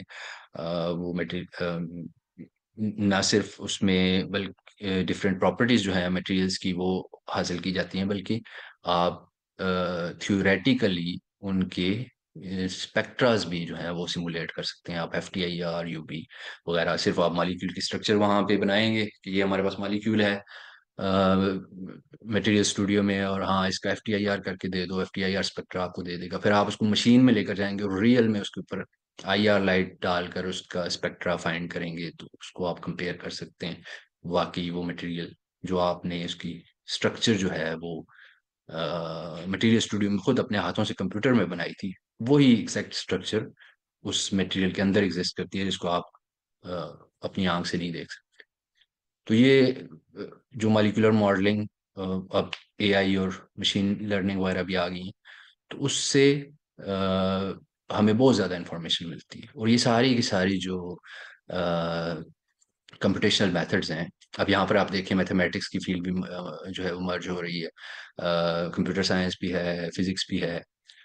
उसकी बेसिक सारी जो बेसिस हैं वो एग्जिस्ट करती हैं क्वांटम मैकेनिक्स में। अब जो हार्ट्री फोक है वो, जिस तरह मैंने आपको बताया कि वो, फिर देखें यही वर्ड आ गया अप्रोक्सीमेशन का, this is very important. Wave function और energy of approximates wave function and energy of quantum many body systems की जो वेव फंक्शन और एनर्जी उसको अप्रोक्सीमेट कर देता है, और ये एज्यूम करता है कि N body wave function is a single Slater determinant और permanent for fermions and bosons, जो हम फर्मियाज की बात कर रहे थे। तो स्लेटर डिटर्मिनेंट क्या होता है, वो वेव फंक्शन बेसिकली डिफाइन करता है मल्टी फर्मियानिक सिस्टम का, और एंटी सिमेट्री और पॉली प्रिंसिपल जो है वो इनको इंश्योर करता है। और बेसिकली ये एज्यूम करता है कि जो इलेक्ट्रॉन्स हैं वो पॉइंट ग्रुप्स नहीं है, बल्कि वो एक मिलकर एक पूरी बॉडी के तौर पर उनका वेव फंक्शन होता है, वो काम कर रहा होता है। जिस तरह आप ये फिगर में भी देख सकते हैं कि आपको जो इलेक्ट्रॉनिक क्लाउड है उसकी एनर्जीज कलर कोड से दिखाई गई हैं। तो यहाँ पर इलेक्ट्रॉन्स का जो ये एनर्जी जो वेव फंक्शन से निकलती हैं, तो उससे इलेक्ट्रॉन्स की डेंसिटी और उनकी जो एनर्जीज हैं वो हमें पता चलती हैं। और डेंसिटी ऑफ स्टेट्स जो है जिसको डीओएस कहते हैं, वो डीएफटी से हमारी हम निकाल सकते हैं। अच्छा, अब इसकी बेसिस जो है वो भी श्रोडिंगर इक्वेशन है और पॉली एक्सक्लूजन प्रिंसिपल है। पॉली एक्सक्लूजन प्रिंसिपल बेसिकली ये है कि in a poly electron atom it is impossible for any two electrons to have the same two values of all four of their quantum numbers। Poly exclusion principal ये कहता है कि दो electrons का जो है, ये दो बेसिकली तो फर्मियाज हैं, लेकिन यहाँ पर हम इलेक्ट्रॉन्स की बात करते हैं कि वो कभी भी एक जैसी स्टेट में नहीं हो सकते। उनके ये चारों के चारों जो प्रिंसिपल क्वांटम नंबर है या azimuthal quantum number, magnetic quantum number है, स्पिन है, वो सेम नहीं हो सकता। एक कोई ना कोई चीज उसमें डिफरेंट होगी। जिस तरह एन है जो प्रिंसिपल क्वांटम नंबर होता है इलेक्ट्रॉन का, फिर हम हमारा वो कौन से ऑर्बिट में एग्जिस्ट करता है, अजीमुथल क्वांटम नंबर, फिर उसकी मैग्नेटिक क्वांटम नंबर और spin quantum number. For example एक ही ऑर्बिटाल के अंदर सारे इलेक्ट्रॉन्स एग्जिस्ट कर रहे हैं, प्रिंसिपल क्वांटम नंबर भी सेम है, अजीमुथल भी सेम है, मैग्नेटिक भी सेम है। तो फिर शर्त यह है कि उनका एटलीस्ट स्पिन जो है वो डिफरेंट होगा। यानी एक अगर +1/1/2 में स्टेट में है, स्पिन में है, तो दूसरा -1/2 में जाएगा। दोनों +1/2 में नहीं रह सकते। तो बेसिकली ये पॉली एक्सक्लूजन प्रिंसिपल ये कहता है। और इसकी बेसिस के ऊपर किस तरह एन एल और हमारे पास एम एल और एम एस डिफाइन होते हैं, ये भी सारी की सारी हमारी क्वांटम मैकेनिक्स की ही फाउंडेशंस के ऊपर, इक्वेशंस के ऊपर और कॉन्सेप्ट्स के ऊपर बेस करते हैं। और मेरे पास कुछ स्लाइड्स थी और डेटा था कि किस तरह से ये जो हमारे क्वांटम नंबर्स हैं ये कैसे बनते हैं, ये इवॉल्व करते हैं, लेकिन वो मुझे डालने का टाइम नहीं मिला, बहुत लंबा हो जाता है ये। आप हिस्ट्री, अगर आप इनकी जो फाउंडेशंस हैं उनको स्टडी करना चाहते हैं कि प्रिंसिपल क्वांटम नंबर्स क्या होते हैं, कैसे डिफाइन हुए हैं और कैसे बने हैं, तो वो आप देख सकते हैं। और उसमें भी आपको यही पता चलेगा कि ये सारी की सारी क्वांटम मैकेनिक्स की बेसिस के ऊपर है, और यही हम केमिस्ट्री में यूज ही इन नंबर्स को करते हैं, और इन्हीं की बेसिस के ऊपर सारी केमिस्ट्री काम करती है। ये आप विजुअली आप इसको देख सकते हैं कि अगर ये एरोज जो है वो स्पिन को डिफाइन करते हैं, तो वो स्पिन जो है वो एक ही डायरेक्शन में नहीं हो सकता, एक को जरूरी है कि उसके लिए कि वो दूसरी डायरेक्शन में हो, और ये आएगा तो फौरन दूसरी डायरेक्शन में चला जाएगा इन वन ऑर्बिटल। ये हमारे पास पॉली एक्सक्लूजन प्रिंसिपल है, ये भी हमारी बेसिस हैं, और जो कि क्वांटम मैकेनिक्स की उस पे है। अब ये जो मैं जिस तरह आपको बता रहा था पहले, जो हर्ट्री फोक मेथड है, उसमें अप्रोक्सीमेशन की बात, यहाँ पे आप उसको विजुअली आप देख सकते हैं कि यहाँ पे हम जब इलेक्ट्रॉन्स की बात कर रहे होते हैं तो वो मैनी बॉडी पर्सपेक्टिव नहीं है, और क्लासिकल का या इवन क्वांटम मैकेनिक्स में भी हम मैनी बॉडी पर्सपेक्टिव नहीं देखते, बल्कि एक इलेक्ट्रॉन डेंसिटी और डीएफटी पर्सपेक्टिव होता है हमारे पास। और ये इलेक्ट्रॉन डेंसिटी जो है इसकी वेव फंक्शंस के ऊपर हम बात कर रहे होते हैं। और वो जो हमारा जो उसके पीछे थ्योरम्स हैं, वो बेसिकली ये डिफाइन कर देते हैं कि ये ग्राउंड स्टेट है हमारी, और उसका एक यूनिक फंक्शनल है, और जो density n r basically electron density है, तो उसका एक यूनिक फंक्शनल है। और उस यूनिक फंक्शनल को आप डिफाइन करके अब उसके बाद आपने जो भी करना है वो करें, और उसके साथ कंपैरिजन करें। फिर उसके बाद कौन सा अप्रोच है, जो इंटरेक्टिंग इलेक्ट्रॉन सिस्टम्स हैं, non interacting systems, effective potential की बेसिस के ऊपर आप डिफरेंट स्टेट्स जब उसकी निकालते हैं इलेक्ट्रॉन डेंसिटी की, और फिर उनका आपस में कंपैरिजन करते हैं, तो वो आपको इंफॉर्मेशन सारी वहाँ से मिलती है। फिर उसमें आप बस लोकल डेंसिटी अप्रोक्सीमेशन है, जनरल ग्रेडियंट अप्रोक्सीमेशन, ये देखिए फिर अप्रोक्सीमेशन आ रही हैं। तो ये एक्सचेंज कोरिलेशंस फंक्शनल है कि एक एनर्जी स्टेट से दूसरी एनर्जी स्टेट में किस तरह इलेक्ट्रॉन्स की मूवमेंट हो रही है, और वो एक पूरे का पूरा क्लाउड किस तरह बिहेव कर रहा है, और उसकी वेवलेंथ किस तरह से उसके सॉरी जो आपका वेव नंबर है वो किस तरह से चेंज हो रहा है।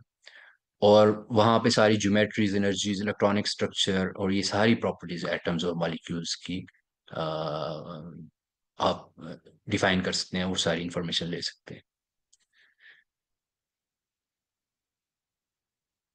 जी अली भाई, आप कुछ? हाँ, मैं बस टाइम का कहना चाह रहा था कि if you can wrap up in 5 minutes, because अच्छा, देन वी मैं विल गो चलें टू बस क्वेश्चन। रैप करता हूँ, इसके बाद एप्लीकेशंस ही हैं।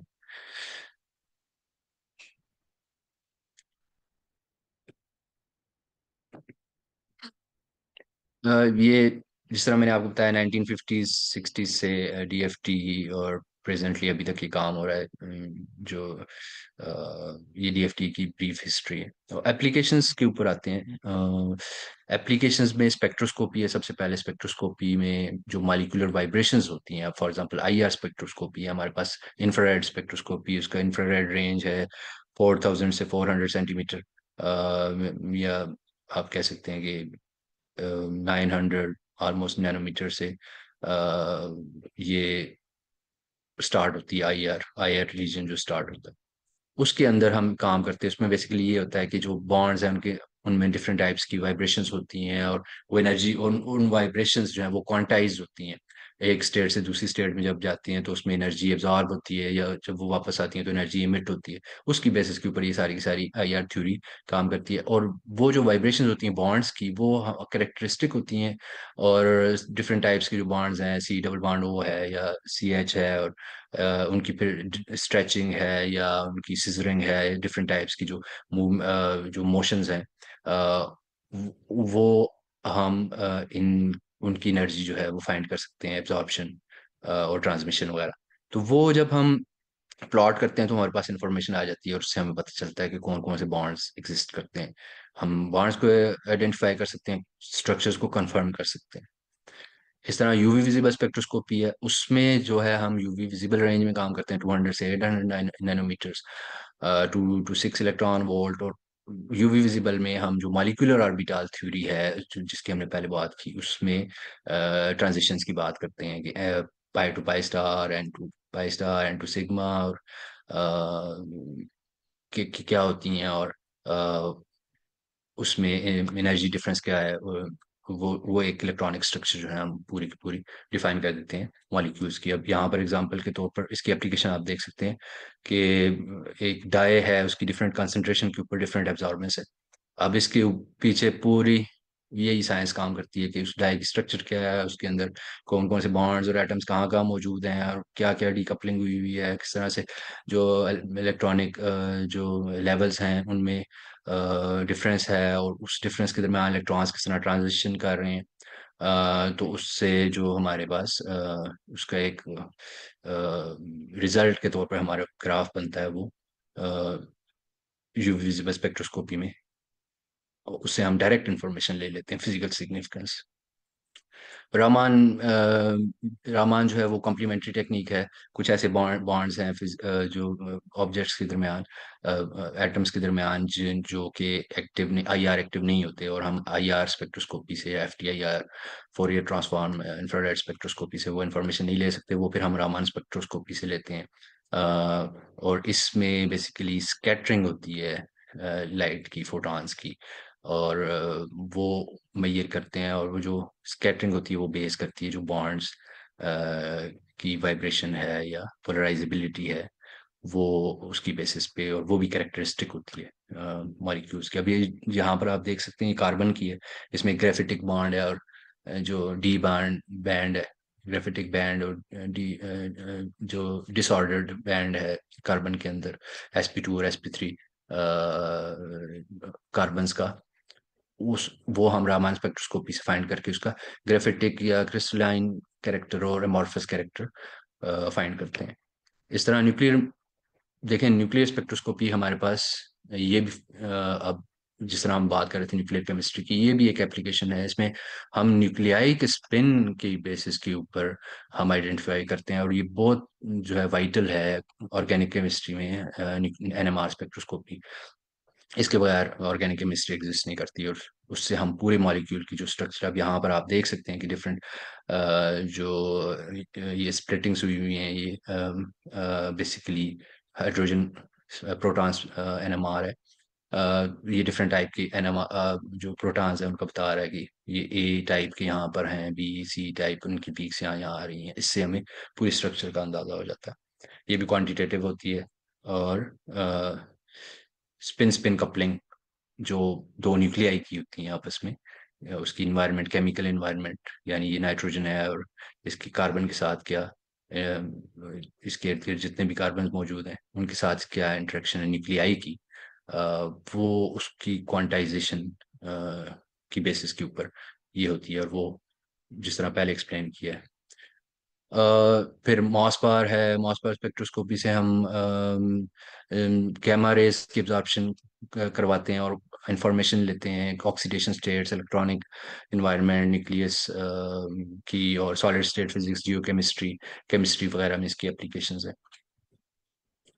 बहुत हाई रेजोल्यूशन होती है, isomer shift, quadrupole splitting, magnetic hyperfine splitting वगैरह ये सारी फाइंड कर सकते हैं आप। सॉलिड स्टेट फिजिक्स में फिर एमओ थ्योरी देखें, फिर दोबारा से आ गई है। मेटल्स, एनर्जी बैंड, सेमीकंडक्टर्स हैं, वैलेंस बैंड है, कंडक्शन बैंड है, उनके दरमियान में कितनी बैंड गैप कितना है, और वो बैंड गैप क्या डिफाइन करता है, उसकी सेमीकंडक्टर नेचर है, इंसुलेटर नेचर है, मेटल है वो। ये सारे का सारा जो आपकी पूरी सेमीकंडक्टर टेक्नोलॉजी है, और जो फोटोकैटालिसिस है वो इसकी बेसिस के ऊपर है आपकी। कैटालिसिस में भी इसी तरह से है कि जो मॉलिक्यूल्स आ रहे हैं कैटलिस्ट की, सबस्ट्रेट आ रहा है, वो कैटलिस्ट की सरफेस पे किस तरह से एब्जॉर्ब होता है और एड्जॉर्ब होता है, और वहाँ पे उस एड्जॉर्प्शन के नतीजे में बॉन्ड्स किस तरह टूटते हैं, और नई फॉर्मेशन होती है नए बॉन्ड्स की, नए नए केमिकल स्ट्रक्चर्स की। ये सारे इसके पीछे भी आपकी एमओ वीबी थ्योरीज, और जो इलेक्ट्रॉनिक ट्रांजिशंस है, ये चीज़ें होती हैं। और इसकी एप्लीकेशन जो है बायोलॉजिकल एंजाइम्स जो है वो बेसिकली कैटलिस्ट होते हैं। और हम अब इनऑर्गेनिक जो आर्टिफिशियल कैटलिस्ट हैं वो भी यूज़ करते हैं, जिस तरह आपको पता है पीटी कैटलिटिक कन्वर्टर्स में है, आयरन हाइपर प्रोसेस में यूज़ होता है, अमोनिया की सिंथेसिस के लिए आपकी जिस तरह निकल यूज़ होता है घी इंडस्ट्री वगैरह में। तो कहने का मकसद जो हमारा टेक अवे है वो यही है कि क्वांटम केमिस्ट्री जो है फिजिक्स की वेव फंक्शन श्रोडिंगर इक्वेशन वगैरह वो बहुत इंपॉर्टेंट है केमिकल एप्लीकेशंस के लिए, उसको अंडरस्टैंडिंग उसकी बहुत इंपॉर्टेंट है। एज अ केमिस्ट आपको, अगर आपने केमिस्ट्री को सही तरह से समझना है तो ये ज़रूरी है आपके लिए चीज़ें।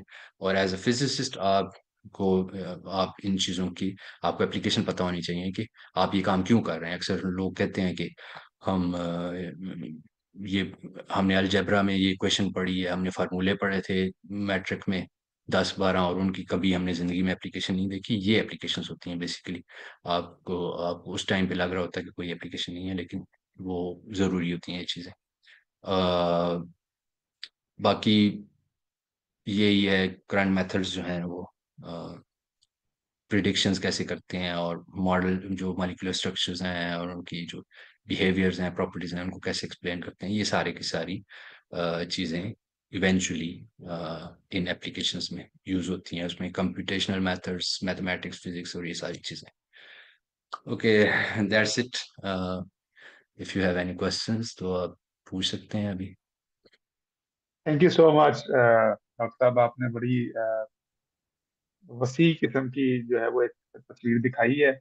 और वाज़ेह तौर पे हर स्लाइड में आपने जो है वो क्वांटम फाउंडेशन केमिस्ट्री की नजर आती रही हैं। अ, अच्छा, आप सवालों की तरफ चलते हैं। कुछ सवाल जो है वो चैट में है, पहले मैं वो सवाल लूंगा और उसके बाद फिर जो लोग माइक ऑन करके सवाल करना चाहेंगे वो अपना हैंड रेज करेंगे and then they can talk. अच्छा जी। तो कुछ सवाल इसमें कुछ बुनियादी नौइयत के भी हैं, कुछ मेरे ख्याल आपकी स्लाइड से भी होंगे। किना अरशाद का एक सवाल है कि सर आपने बताया है फर्मियंस में स्टार्ट में केमिस्ट्री कैसे पॉसिबल है इसमें। सॉरी। फर्मियंस की वजह से आपने कहा कि केमिस्ट्री पॉसिबल होती है, कैसे? फर्मियाज की वजह से केमिस्ट्री इसलिए पॉसिबल है कि फर्मियाज की प्रॉपर्टी आपको पता है कि हाफ स्पिन है, ठीक है। अब वो हाफ स्पिन नहीं होगा, ये पूरी की पूरी इलेक्ट्रॉनिक ट्रांजिशंस काम नहीं करेंगे। पाउली एक्सक्लूजन प्रिंसिपल उस हाफ स्पिन की बुनियाद पर है, और वो हाफ स्पिन सिर्फ और सिर्फ फर्मियाज की प्रॉपर्टी है। और हम डील ही फर्मियाज के साथ करते हैं कि जो आपके पास इलेक्ट्रॉन, प्रोटॉन, न्यूट्रॉन, तीन चीजें हैं एटम के अंदर, वो तीनों चीजें फर्मियाज हैं। और उनका जो बिहेवियर है वो उनकी प्रॉपर्टीज और हाफ स्पिन एक्सप्लेन करता है, और जिसको पॉली एक्सक्लूजन प्रिंसिपल रेगुलेट करता है कि आपने ग्राउंड स्टेट में सारी चीजें एक ही स्टेट में उनके सारे क्वांटम नंबर से सेम नहीं हो सकते। स्पिन डिफरेंट होगा, या मैग्नेटिक स्पिन है, या उनके एजीमुथल नंबर है, या प्रिंसिपल क्वांटम नंबर है, वो कुछ ना कुछ उनमें से मुख्तलिफ होगा। तो अगर ये चीज निकाल दें तो पीछे केमिस्ट्री में क्या बचता है? फिर तो कोई बॉन्डिंग ही नहीं होगी, फिर मॉलिक्यूल्स एग्जिस्ट नहीं करेंगे। इसलिए ये बेस है इसकी। जी, ये एक सवाल है, क्लासिकल फील्ड और क्वांटम फील्ड में क्या फर्क ये तो आप ज्यादा बेहतर बता सकते हैं। है? हाँ, मतलब अगर सादा सा देखना है तो आप समझ लेंगे। मिसाल के तौर पर क्लासिकल फील्ड से मुराद आपका इलेक्ट्रिक फील्ड या मैग्नेटिक फील्ड है, जो आप मैक्सवेल की क्लासिकल इलेक्ट्रोडायनामिक्स में देखते हैं। तो क्वांटम फील्ड से मुराद है कि आप उसको क्वांटाइज करते हैं, जैसे कि फोटॉन है, जैसे कि डॉक्टर आकिब कह रहे थे फर्मियंस हैं। तो फर्मियंस की एग्जिस्टेंस भी क्वांटम फील्ड के थ्रू में पता चलती है, क्लासिकल फील्ड में ऐसा नहीं होता। फिर ये कि क्लासिकल फील्ड डिटर्मिनिस्टिक है और क्वांटम फील्ड जो है वो प्रोबेबिलिस्टिक है। क्लासिकल फील्ड को डिस्क्राइब करने के लिए आप definite position and momentum variables define करते हैं। क्वांटम फील्ड के लिए आप ऑपरेटर्स डिफाइन करते हैं। तो क्वांटम मैकेनिक्स को जो मैक्सवेल की फील्ड थ्योरी है उस पर लगा देने से क्वांटम फील्ड थ्योरी बन जाती है, अगर आप सिंपल सेंस में इसको देखना चाहते हैं। फिर ये है कि क्लासिकल फील्ड जो है वो नॉन रिलेटिविस्टिक है, क्वांटम फील्ड रिलेटिविस्टिक हो जाता है एंड सो ऑन। इसमें फिर बहुत कुछ आ गया। तो नेक्स्ट क्वेश्चन भी मेरे ख्याल फिजिक्स का ही है। पायलट वेव थ्योरी क्या है? तो आप अगर कुछ कहना चाहें तो बोमियन मैकेनिक्स क्या है?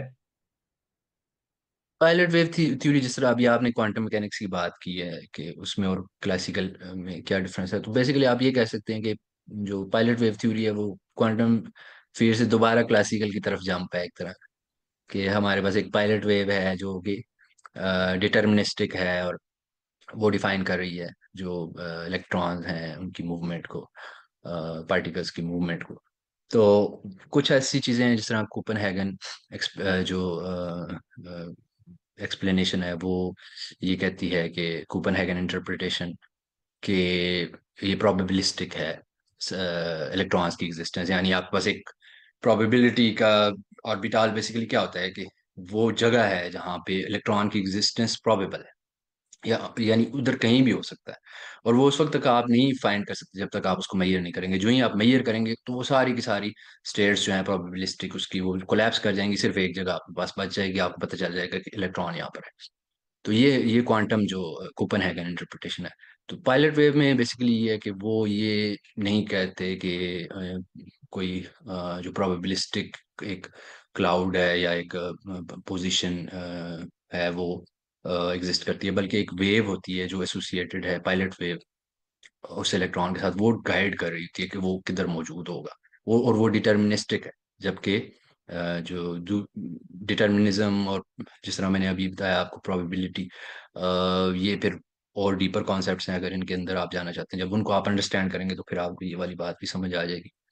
बाकी अली भाई आप कुछ कहना चाहते हैं? नहीं, आपने बहुत खूबसूरत तरीके से बताया। और उसकी बुनियाद वही है, क्योंकि आपको पता है वेव पार्टिकल डुअलिटी होती है ना, कि जैसे रोशनी है जो वो कभी वेव की तरह चलती है, कभी पार्टिकल की तरह चलती है। फिर डी ब्रॉय ने मैटर वेव्स का कॉन्सेप्ट दिया कि जो पार्टिकल्स हैं, इलेक्ट्रॉन्स वगैरह, वो भी वेव की तरह बिहेव करते हैं, जैसे एक्सरे डायफ्रैक्शन में हम देखते हैं। तो pilot wave basically classical determinism को बचाने का एक तरीका था। कुछ लोग कहते थे कि जो वेव मैकेनिक्स है वो ओरिजिनल है और पार्टिकल इमर्जेंट है। कुछ कहते थे नहीं, पार्टिकल मैकेनिक्स जो न्यूटन की है वो असल रियलिटी है, और जो वेव मैकेनिक्स है वो जस्ट एक इल्यूजन है, वेव फंक्शन। तो डेविड बोम, बल्कि ये डिब्रॉय ने ये स्टार्ट किया था प्रोजेक्ट। और आइंस्टाइन का आपको पता है बड़ा मशहूर एक नजरिया जो हिडन वेरिएबल का है, वो भी यही था कि क्वांटम मैकेनिक्स इनकम्प्लीट है। और अब ये कि हमारे पास दोनों एक्सपेरिमेंटल एविडेंस मौजूद है, पार्टिकल का भी मौजूद है और वेव का भी मौजूद है। हमारे पास डायफ्रैक्शन इंटरफेरेंस वगैरह बताते हैं कि वेव नेचर होती है, और हमारे पास क्वांटम इफेक्ट बताता है कि पार्टिकल नेचर होती है, या फोटोइलेक्ट्रिक इफेक्ट वगैरह। तो इसको रिकंसाइल करने का एक तरीका है पायलट वेव। और जैसा कि नाम है पायलट वेव, वो कहते हैं कि पार्टिकल असल में जो मूव करता है वो न्यूटोनियन डायनामिक्स को ही फॉलो करता है, लेकिन उस पार्टिकल के साथ साथ श्रोडिंगर वेव मैकेनिक्स जो है वो ये आपको बताती है कि वेव फंक्शन भी उसके साथ एसोसिएट होता है। तो वेव फंक्शन को वो पायलट कह देते हैं। जैसे जहाज है उसको पायलट चला रहा है ना, जहाज समझ लें पार्टिकल है, और वो जो पायलट है वो आपका वेव फंक्शन है। तो वो एक तरीका था हिडन वेरिएबल के नजरिए के जरिए क्वांटम मैकेनिक्स की एक्सप्लेनेशन। एनी हाउ, आगे चलते हैं। अम, एक क्वेश्चन था, आई आर लाइट्स क्या होती हैं? आई आर इंफ्रारेड लाइट है, जो लाइट का आपको पता है इलेक्ट्रोमैग्नेटिक जो स्पेक्ट्रा है, बेसिकली इलेक्ट्रोमैग्नेटिक स्पेक्ट्रम वो एग्जिस्ट करता है, जिसमें आपके पास एक्स रेज हैं और कॉस्मिक रेज हैं, एक्स रेज हैं लोएस्ट फ्रीक्वेंसीज और हाई एनर्जी की। फिर उसके बाद आपके पास एक्स रेज के बाद यूवी आती हैं, अल्ट्रावायलेट, जिनकी बहुत हाई एनर्जी होती है, जो इंसान को भी जिस तरह से वो इतनी डेंजरस होती हैं कि वो आपके जो एटम्स हैं उसमें से इलेक्ट्रॉन्स को नॉकआउट कर देती हैं। उनकी इतनी हाई एनर्जी होती है और इतनी लो फ्रीक्वेंसी होती है उनकी, हाई फ्रीक्वेंसी और सॉरी होती है, स्मॉल वेवलेंथ होती है। तो जितनी आप इस साइड पर जाते हैं लोअर वेवलेंथ और हाई फ्रीक्वेंसी की तरफ, तो एनर्जी इंक्रीज होती है, और हाइयर वेवलेंथ और लो फ्रीक्वेंसी की तरफ जाते हैं तो एनर्जी कम होती है। तो जो पहले एक्सरेज आती हैं, फिर उसके बाद आपके पास यूवी है, फिर विजिबल रेंज है जो जिसमें हम देखते हैं 200 नैनोमीटर से 800 नैनोमीटर की वेवलेंथ है। फिर उसके बाद आईआर शुरू हो जाती है। अब बेसिकली आप कह सकते हैं कि हीट है आपकी, जब आप चूल्हा जलाते हैं तो उसमें से जो आपकी रेडिएशन, हीट रेडिएशन आ रही होती है, वो आई आर रेडिएशन होती है। उसमें फिर नियर इंफ्रारेड होती है, जो यानी कि जो विजिबल के करीब करीब हैं, 800 नैनोमीटर से लेके 1400 1500 नैनोमीटर। फिर उसके बाद फार इंफ्रारेड है। तो ये इन मैटर के साथ क्या इंटरेक्शन है? बेसिकली स्पेक्ट्रोस्कोपी में ये होता है कि हम लाइट की, ईएमआर स्पेक्ट्रम की जो मैटर के साथ इंटरेक्शन है उसको समझते हैं, और उसकी बेसिस के ऊपर मैटर की प्रॉपर्टीज को अंडरस्टैंड करते हैं। कि फॉर एग्जांपल एक डाई है, जब उसमें से विजिबल लाइट गुजरती है तो वो कैसे उसको एब्जॉर्ब करेगा? वो बेसिकली एब्जॉर्बेंस कहाँ पे हो रही होती है? वो फोटॉन्स होते हैं, उनकी एनर्जी होती है। वो जब आते हैं जो एटम्स के अंदर, जो ऑर्बिटल्स की डिफरेंट इलेक्ट्रॉन्स की जो जो स्टेट्स हैं, वो एग्जिस्ट, उसको उस एनर्जी को एब्जॉर्ब करते हैं, और वो क्वांटाइज होती है। यानी कि दो स्टेट्स के दरम्यान अगर डिफरेंस है एनर्जी का, कुछ इलेक्ट्रॉन वोल्ट्स का, तो उतनी इलेक्ट्रॉन वोल्ट एनर्जी की वेवलेंथ ही सिर्फ वहां पर एब्जॉर्ब होगी, तभी वो इलेक्ट्रॉन जंप करके ऊपर वाली स्टेट में जाएगा। तो इसकी जब एप्लीकेशन आप स्पेक्ट्रोस्कोपी में करते हैं, तो फिर मेरा एक कोर्स है, आप देख सकते हैं साइंटिफिक पाकिस्तान की वेबसाइट के ऊपर, स्पेक्ट्रोस्कोपी का बड़ी नॉमिनल चार्जेस में, तो उनसे लेते ही नहीं। वो उसकी वेबसाइट वगैरह की कॉस्ट होती है 1000 और 1500 के ऊपर। उसमें मैंने ये स्पेक्ट्रोस्कोपी के ऊपर I R spectroscopy, UV visible, और इवन जो एस्ट्रोनॉमी में स्पेक्ट्रोस्कोपी यूज होती है, ये सारी डिटेल में उसकी जो थ्योरेटिकल बेसिस हैं और एप्लीकेशंस हैं, अगर आपको इंटरेस्ट है तो वो स्पेक्ट्रोस्कोपी का कोर्स आप ले सकते हैं वहाँ से। तो ये आई आर बेसिकली वही इलेक्ट्रोमैग्नेटिक रेडिएशन है, लाइट है बेसिकली। और उसकी मदद से हम मैटर की, क्योंकि हर मैटर की, हर लाइट की जो मैटर के साथ इंटरेक्शन है वो डिफरेंट है। जो यूवी है उसकी डिफरेंट इंटरेक्शंस हैं। जो वो इलेक्ट्रॉन्स को नॉकआउट कर देते हैं। जो विजिबल हैं उसमें इलेक्ट्रॉन्स बस एक स्टेट से दूसरे में जाते हैं, दूसरे से वापस आते हैं। और सॉरी, एक्सरेज जो है वो नॉकआउट कर देती हैं यूवी। और विजिबल में जो स्टेट्स की ट्रांजिशन होती है, इलेक्ट्रॉन्स की ट्रांजिशन होती है। फिर आईआर में जो है वो सिर्फ बॉन्ड्स के ऊपर जो है वो इफेक्ट करता है। तो ये सारी स्टेट्स क्वांटाइज होती हैं, इनके पीछे सारी क्वांटम केमिस्ट्री। ये सारे कॉन्सेप्ट्स हम आपको जितने हम बता रहे हैं, ये एक जो स्लाइड है वो एक, उसके अंदर चार चार पांच पांच कोर्सेज जो है एक सेमेस्टर के, वो उनकी नॉलेज है। ये आप ये सारी चीजें जब आप पढ़ेंगे, तो इसलिए मैंने शुरू में कहा था कि गाइडिंग जो है वो एक गाइड है आपके पास। और इतना हमारे पास टाइम यहाँ पर नहीं है कि हम हर चीज की उसमें डिटेल में जा सकें।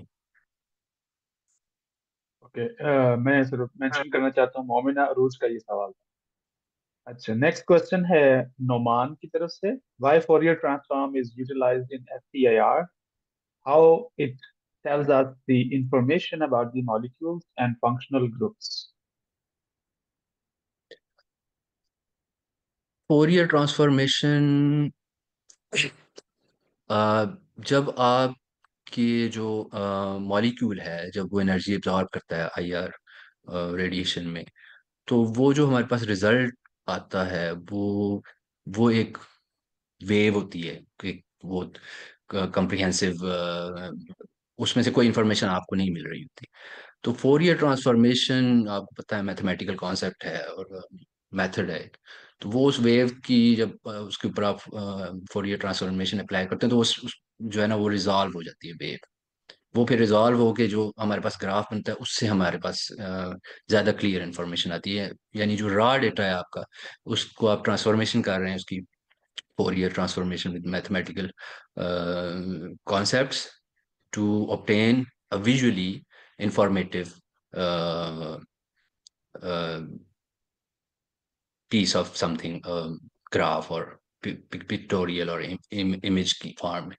तो वहां पे फिर ऑब्वियसली ट्रायल एंड एरर, और उनसे हमने और थ्योरेटिकली हमने डिफाइन की हुआ है कि कौन से बॉन्ड की एनर्जी कहाँ पर आएगी, ओ एच बॉन्ड कहाँ पे आता है, सी एच की जो स्ट्रेचिंग है वो, उसकी पीक कहाँ पर आती है। ये वो जितनी जितनी उसके अंदर वो अगर बॉन्ड एग्जिस्ट करेगा तो वो पीक शार्प होगी, अगर कम है वो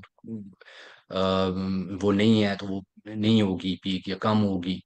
तो वो फिर इंफॉर्मेशन हम उससे डिड्यूस कर सकते हैं। तो फोरियर ट्रांसफॉर्मेशन बेसिकली जो हमारा रॉ डेटा है इक्विपमेंट से, उसको विजुअली इंफॉर्मेटिव बनाने के लिए यूज होती हिना अरशद का ही एक सवाल है कि यूवी स्पेक्ट्रोस्कोपी क्या होती है? है। यूवी स्पेक्ट्रोस्कोपी वो होती है जिसमें यूवी और अल्ट्रावायलेट लाइट और विजिबल, बेसिकली ये दोनों साथ ही होती है। एक यूवी लैंप होता है और एक जो इक्विपमेंट होता है स्पेक्ट्रोफोटोमीटर, उसके अंदर यूवी लैंप भी होता है, और जो है विजिबल का लैंप भी होता है, टंगस्टन का होता है, और दूसरा पता नहीं। अ, वो फिर उसमें से लाइट जब निकलती है तो आगे हमने अपना सैंपल रखा होता है, ठीक है। सॉलिड फॉर्म में भी हो सकता है, लिक्विड में भी हो सकता है, जिस तरह डाई की एग्जांपल मैंने दी।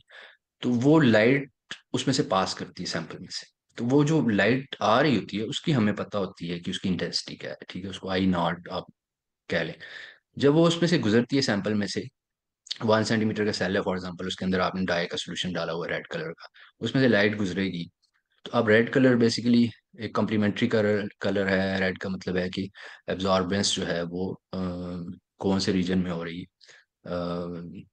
ब्लू में मेरे ख्याल से हो रही है, वायलेट में हो रही है। तो वो वाली वहां पे लाइट एब्जॉर्ब हो जाएगी। तो वो जो है वो आपके पास ग्राफ बन जाएगा। अब पीछे जो आपके पास ट्रांसमिटेड जो इंटेंसिटी होती है, बाकी बच जाती है, जो बाकी जो फोटॉन्स बच जाते हैं, वो आई टी होता है। फिर इन दोनों का लॉग जब आप निकालते हैं तो आपके पास एब्जॉर्बेंस आ जाती है। लॉग और इनकी डिवीजन जब आप करते हैं तो वो जो एब्जॉर्बेंस होती है उसको आप रिवर्स करते हैं तो ट्रांसमिटेंस आ जाती है, और उसके ऊपर एक और फार्मूला लगाते हैं तो रिफ्लेक्टेंस आ जाती है। और इससे आप जितने ज्यादा एटम्स होंगे रेड डाई के, उतनी ज्यादा आपके पास एब्जॉर्बेंस होगी, जितनी कम होंगे उतनी कम होगी। फिर आप कैलिब्रेशन कर्व बनाते हैं, जी हाँ जी, इधर 10 मिली मोल पे इतना था, 20 पे इतना, इतनी एब्जॉर्बेंस आई, 30 पे 40 पे, वो आपके पास एक ग्राफ बन जाता है। फिर आप एक अननोन सैंपल लेकर आते हैं, उस अननोन सैंपल की जब एब्जॉर्बेंस फाइंड करते हैं तो उससे आपको कंसंट्रेशन पता चल जाती है, जिसको कैलिब्रेशन कैलिब्रेशन कर्व से। तो ये आपकी एनालिटिकल केमिस्ट्री में बहुत ज़्यादा इसकी एप्लीकेशंस हैं। और ये सारी जो बायोलॉजी है, बायोकेमिस्ट्री है, जो ब्लड के एनालिसिस होते हैं, मॉलिक्यूल कौन कौन से बायोमॉलिक्यूल्स एक्सिस्ट करते हैं, बीमारियां, ये वो, तो ये बेसिकली शॉर्ट इसका इंट्रोडक्शन में बता सकता हूँ। जिस तरह मैंने कहा कि तो इन ये जो स्पेक्ट्रोस्कोपीज हैं, आप बिलीव नहीं करेंगे कि हम इनको एक स्पेक्ट्रोस्कोपी को 3 कोर्सेज में 3 डिफरेंट फील्ड्स में पढ़ते हैं। इनऑर्गेनिक केमिस्ट्री में हम बिल्कुल डिफरेंटली इनको पढ़ते हैं, कि इंटरप्रिटेशन कैसे होगी ग्राफ्स की, और क्या उसका मतलब क्या है उसका, और जो मुख्तलिफ स्ट्रक्चर्स हैं उनके क्या ग्राफ्स आते हैं, उन ग्राफ से हम स्ट्रक्चर कैसे निकाल सकते हैं, सारा कुछ।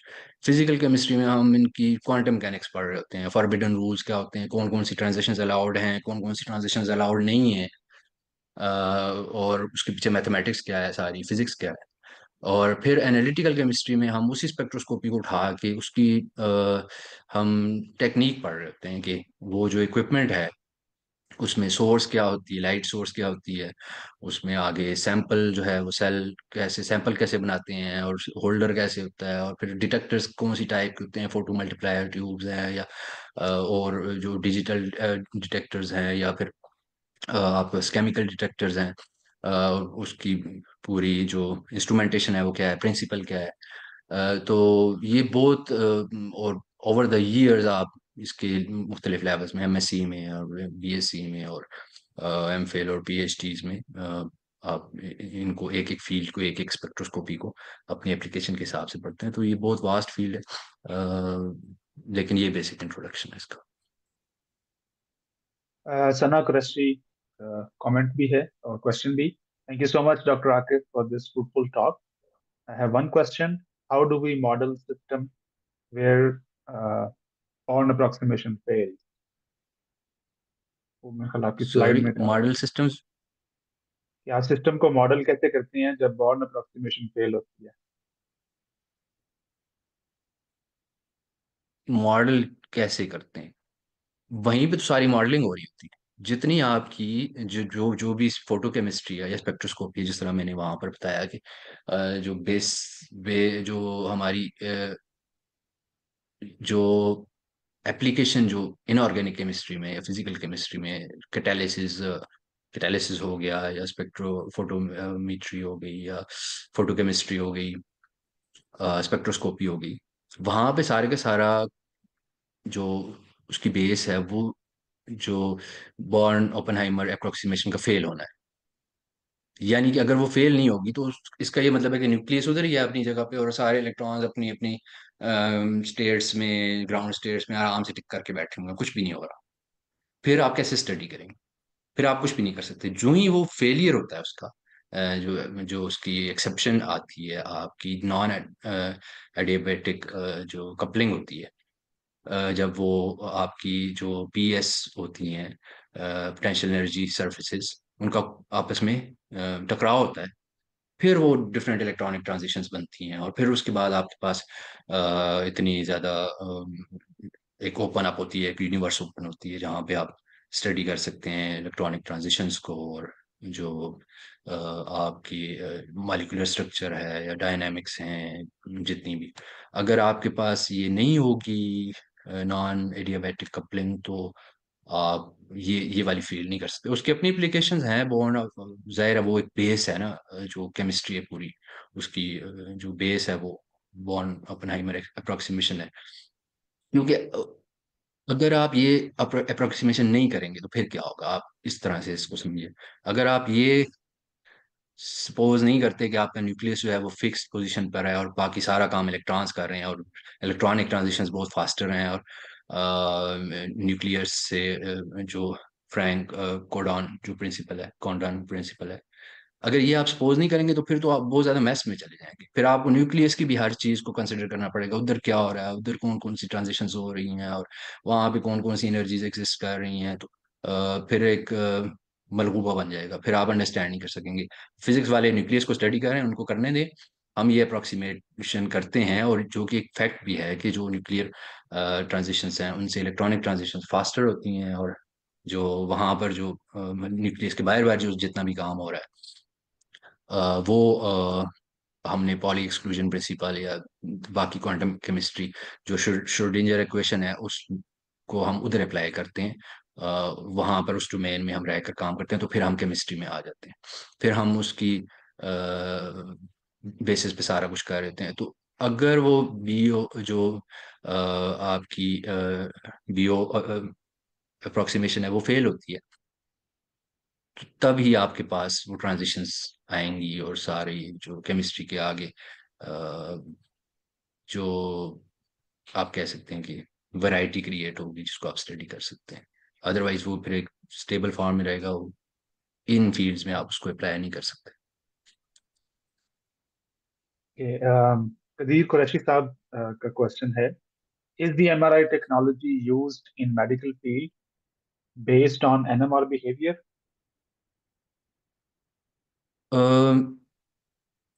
बेसिकली ये दोनों एक दूसरे के रिवर्स हैं। एनएमआर में आपके पास एक फिक्स्ड मैग्नेटिक फील्ड होती है, और जो आपका सैंपल होता है जब उसको आप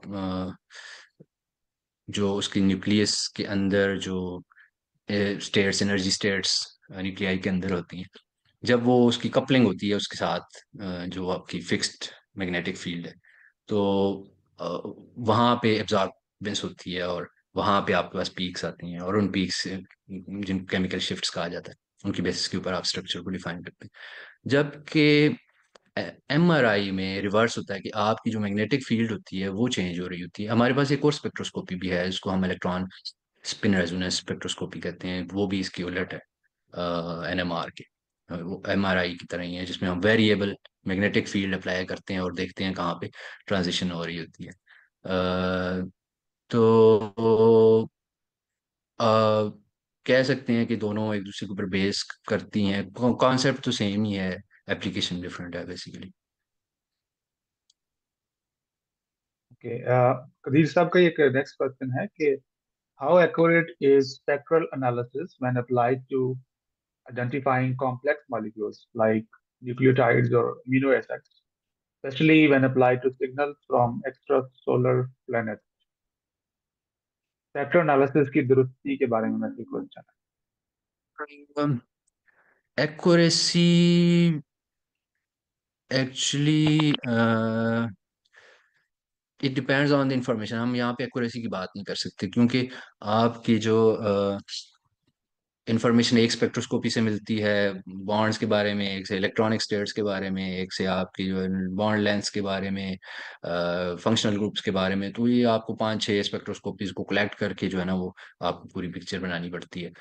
तो एक स्पेक्ट्रोस्कोपी से आपकी जो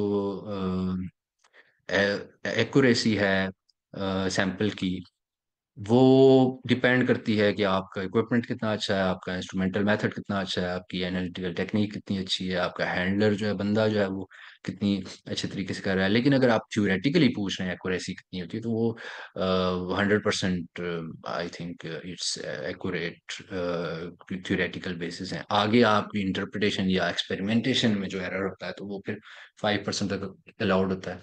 तो उसके अंदर आप ज़ाहिर काम कर सकते हैं। कैलिब्रेशन कर्व्स जिस तरह बनाते हैं आप, कॉन्स्टेंटली आप काम कर रहे हैं थ्योरेटिकल इंफॉर्मेशन के साथ और एक्सपेरिमेंटल इंफॉर्मेशन को बैक एंड फोर्थ जो है वो कंफर्म कर रहे हैं और कैलिब्रेशन कर्व बना रहे हैं, तो आपको पता होता है कि इस कंसंट्रेशन पे अगर इतनी एब्जॉर्बेंस आ रही है, इस पे इतनी आ रही है, इस पे इतनी आ रही है, उसकी जब आपने लीनियर कोरिलेशन कर दी, फिर उसके बाद आप उसी सिस्टम के अंदर रह के जब आप सैंपल की एब्जॉर्बेंस फाइंड करते हैं, अननोन सैंपल की, अननोन कंसंट्रेशन के सैंपल की, तो वो आप उसको एक्सट्रापोलेट कर सकते हैं और उससे कंसंट्रेशन फाइंड कर सकते हैं। लेकिन अब वो इंस्ट्रूमेंट है, वहां पे वो बिजली चली गई, ऑन ऑफ कर दिया और उसके अंदर सारी इलेक्ट्रॉनिक्स थोड़ी सी शिफ्ट हो गई, या आपने 2 दिन बाद आकर सैंपल किया, तो वो कैलिब्रेशन कर वो वाला नहीं रहेगा, आपको दोबारा नया बनाना पड़ेगा। दूसरा एक सैंपल हैंडलर जो है वो आ रहा है, वो जब सैंपल डाल रहा है, सोल्यूशन फॉर एग्जांपल डाल रहा है, तो वो उसको डिफरेंट तरीके से मेजर कर रहा है और उसकी जो है चूंकि वो इतनी एक्यूरेट नहीं होती। आपको पता है कि जो कंसंट्रेशन की डिफरेंट टाइप्स है, मोलैरिटी, मोलैलिटी, नॉर्मेलिटी वगैरह, और जो जब आप सॉल्यूशंस में काम कर रहे होते हैं तो मोलैरिटी और नॉर्मेलिटी में काम कर रहे होते हैं, और मोलैरिटी और नॉर्मेलिटी जो है वो बिल्कुल 100% एक्यूरेट फॉर्म जो रिप्रेजेंटेशन है कंसंट्रेशन के, वो नहीं है। सबसे अच्छी जो है वो मोलैलिटी है बेसिकली। तो फिर उधर से भी एरर आता है, तो ये सारे एरर्स मिला के आप, लेकिन सिग्निफिकेंस जब आप ग्राफ बनाते हैं तो फिर आप की जो कैलिब्रेशन जो कर्व है उसकी एक्यूरेसी एटलीस्ट आपकी होनी चाहिए 95% एक्यूरेट, और उसका हम रिग्रेशन निकालते हैं आर स्क्वेयर। वो अब 0.98 से ऊपर हो तो ही वो डेटा 97, 0.97 एक्सेप्टेबल होता है। और यूजुअली हमारे जो रिजल्ट्स होते हैं उनकी रिग्रेशन जो है वो आर स्क्वेयर वैल्यू 0.995 से ऊपर ही होती है। तो आप कह सकते हैं प्रिटी एक्यूरेट, जितनी इंफॉर्मेशन जितनी हमें चाहिए होती है उतनी और उससे अच्छी मिल जाती है। अच्छा, मोमिना ने कोई एक्सप्लेनेशन दी है इस सवाल की। कंक्लूजन की लास्ट लाइन में ये वर्ड लिखा समझ नहीं आया, इसलिए पूछा। आपकी जो अच्छा, लास्ट बुलेट पॉइंट। ये ये कोई टेक्निकल वर्ड नहीं है बेसिकली। कंप्यूटेशनल टूल्स और स्पेक्ट्रोस्कोपी जो हैं वो, इसका ये मतलब है कि अ, एक क्वांटम मेथड्स हैं, क्वांटम मैकेनिकल मेथड्स हैं, क्वांटम फिजिक्स की बेस के ऊपर बनाए गए आप कह सकते हैं स्पेस क्राफ्ट्स हैं, जो कि प्रोब के तौर पे जो केमिस्ट्री एटम की यूनिवर्स है उसके अंदर चले गए हैं और वहां पे डिस्कवरीज कर रहे हैं। तो प्रोब्स का मतलब यहाँ पे फाइंड करने वाली चीजें जो प्रोबिंग करते हैं वो है। तो वो ये बेसिकली इस सेंटेंस का ये मतलब है कि कंप्यूटेशनल टूल्स और स्पेक्ट्रोस्कोपी और कैटालिसिस और ये जो चीजें हमने अभी सारी डिस्कस की हैं, इनकी बेस जो है वो इनकी जो जिस चीज के ऊपर जिन कॉन्सेप्ट्स के ऊपर ये खड़ी हैं, वो क्वांटम मैकेनिक्स के या क्वांटम फिजिक्स के कॉन्सेप्ट्स हैं। तो आप इनको कह सकते हैं कि एक तरह से कि ये क्वांटम स्पेस क्राफ्ट्स हैं या क्वांटम प्रोब्स हैं। जिस तरह अभी वो सन में नहीं आपकी प्रोब भेजी है जो सन की सरफेस वगैरह की स्टडी करती है, तो इस तरह से क्वांटम फिजिक्स वालों ने एक साजिश के तहत एक जो है स्पेक्ट्रोस्कोपी और कंप्यूटेशनल मेथड्स बनाए हैं केमिस्ट्री वालों को परेशानी में डालने के लिए, और उसके अंदर जो है बेसिकली क्वांटम मैकेनिक्स छुपी हुई है। इसका ये मतलब है।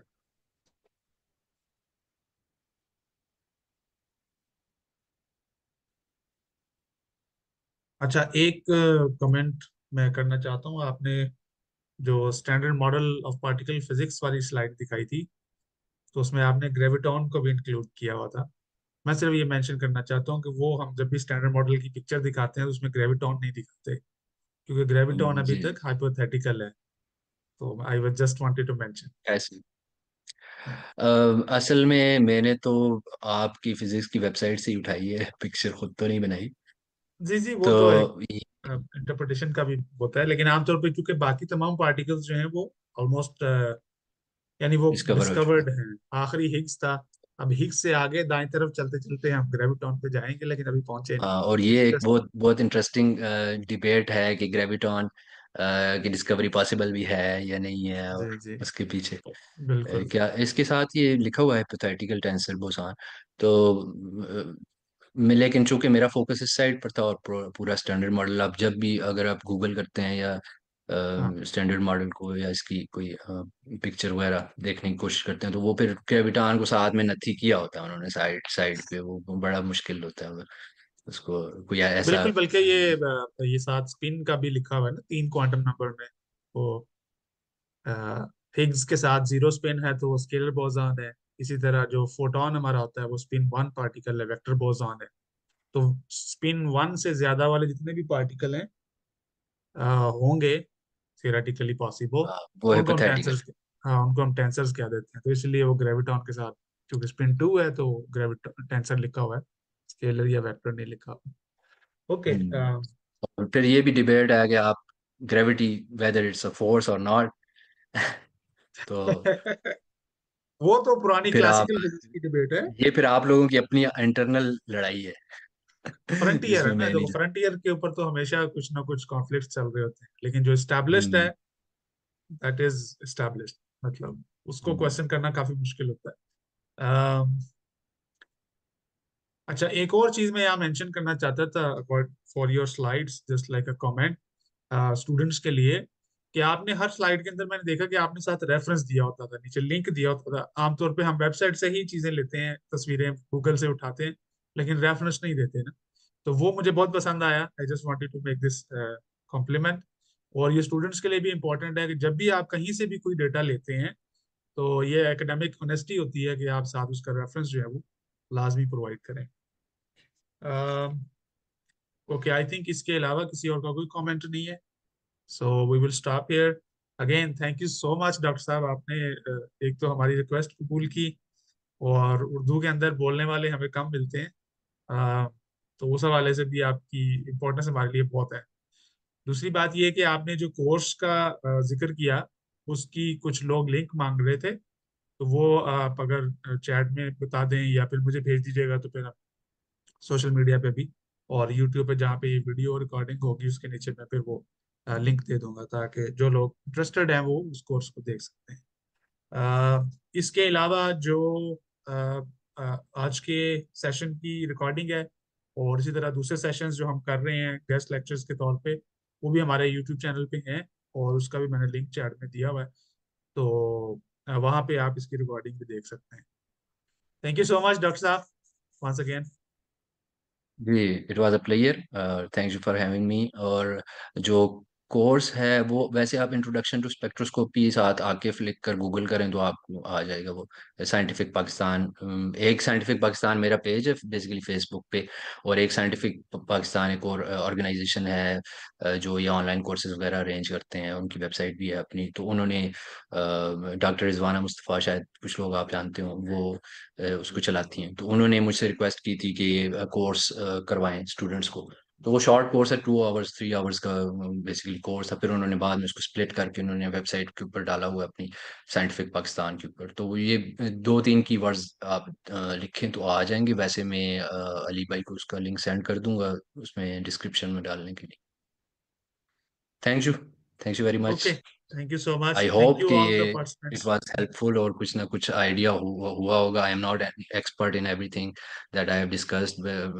मेरा मकसद एक जो पिक्चर है, गाइड लाइन जो है वो, और एक कॉन्सेप्ट के क्या बेसिस क्या हैं केमिस्ट्री की, वो क्लियर करना था।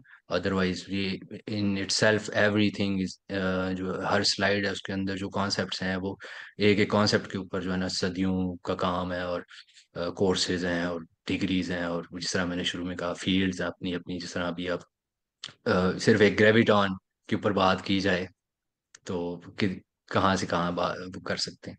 तो ये जस्ट एक गाइडलाइन थी, और अगर कोई मेरी तरफ से कमी कोताही हो तो sorry for that, but I hope कि आप लोगों को एक जनरल आइडिया जो है वो हो गया होगा इसका। ओके, आखिर पे मैं पार्टिसिपेंट्स का भी शुक्रिया अदा करता हूँ, जिन्होंने इतना टाइम हमारे साथ रहे, और सवालात जिन्होंने किए उनका खास तौर पर शुक्रिया। सवाल करने से ही इंसान सीखता है।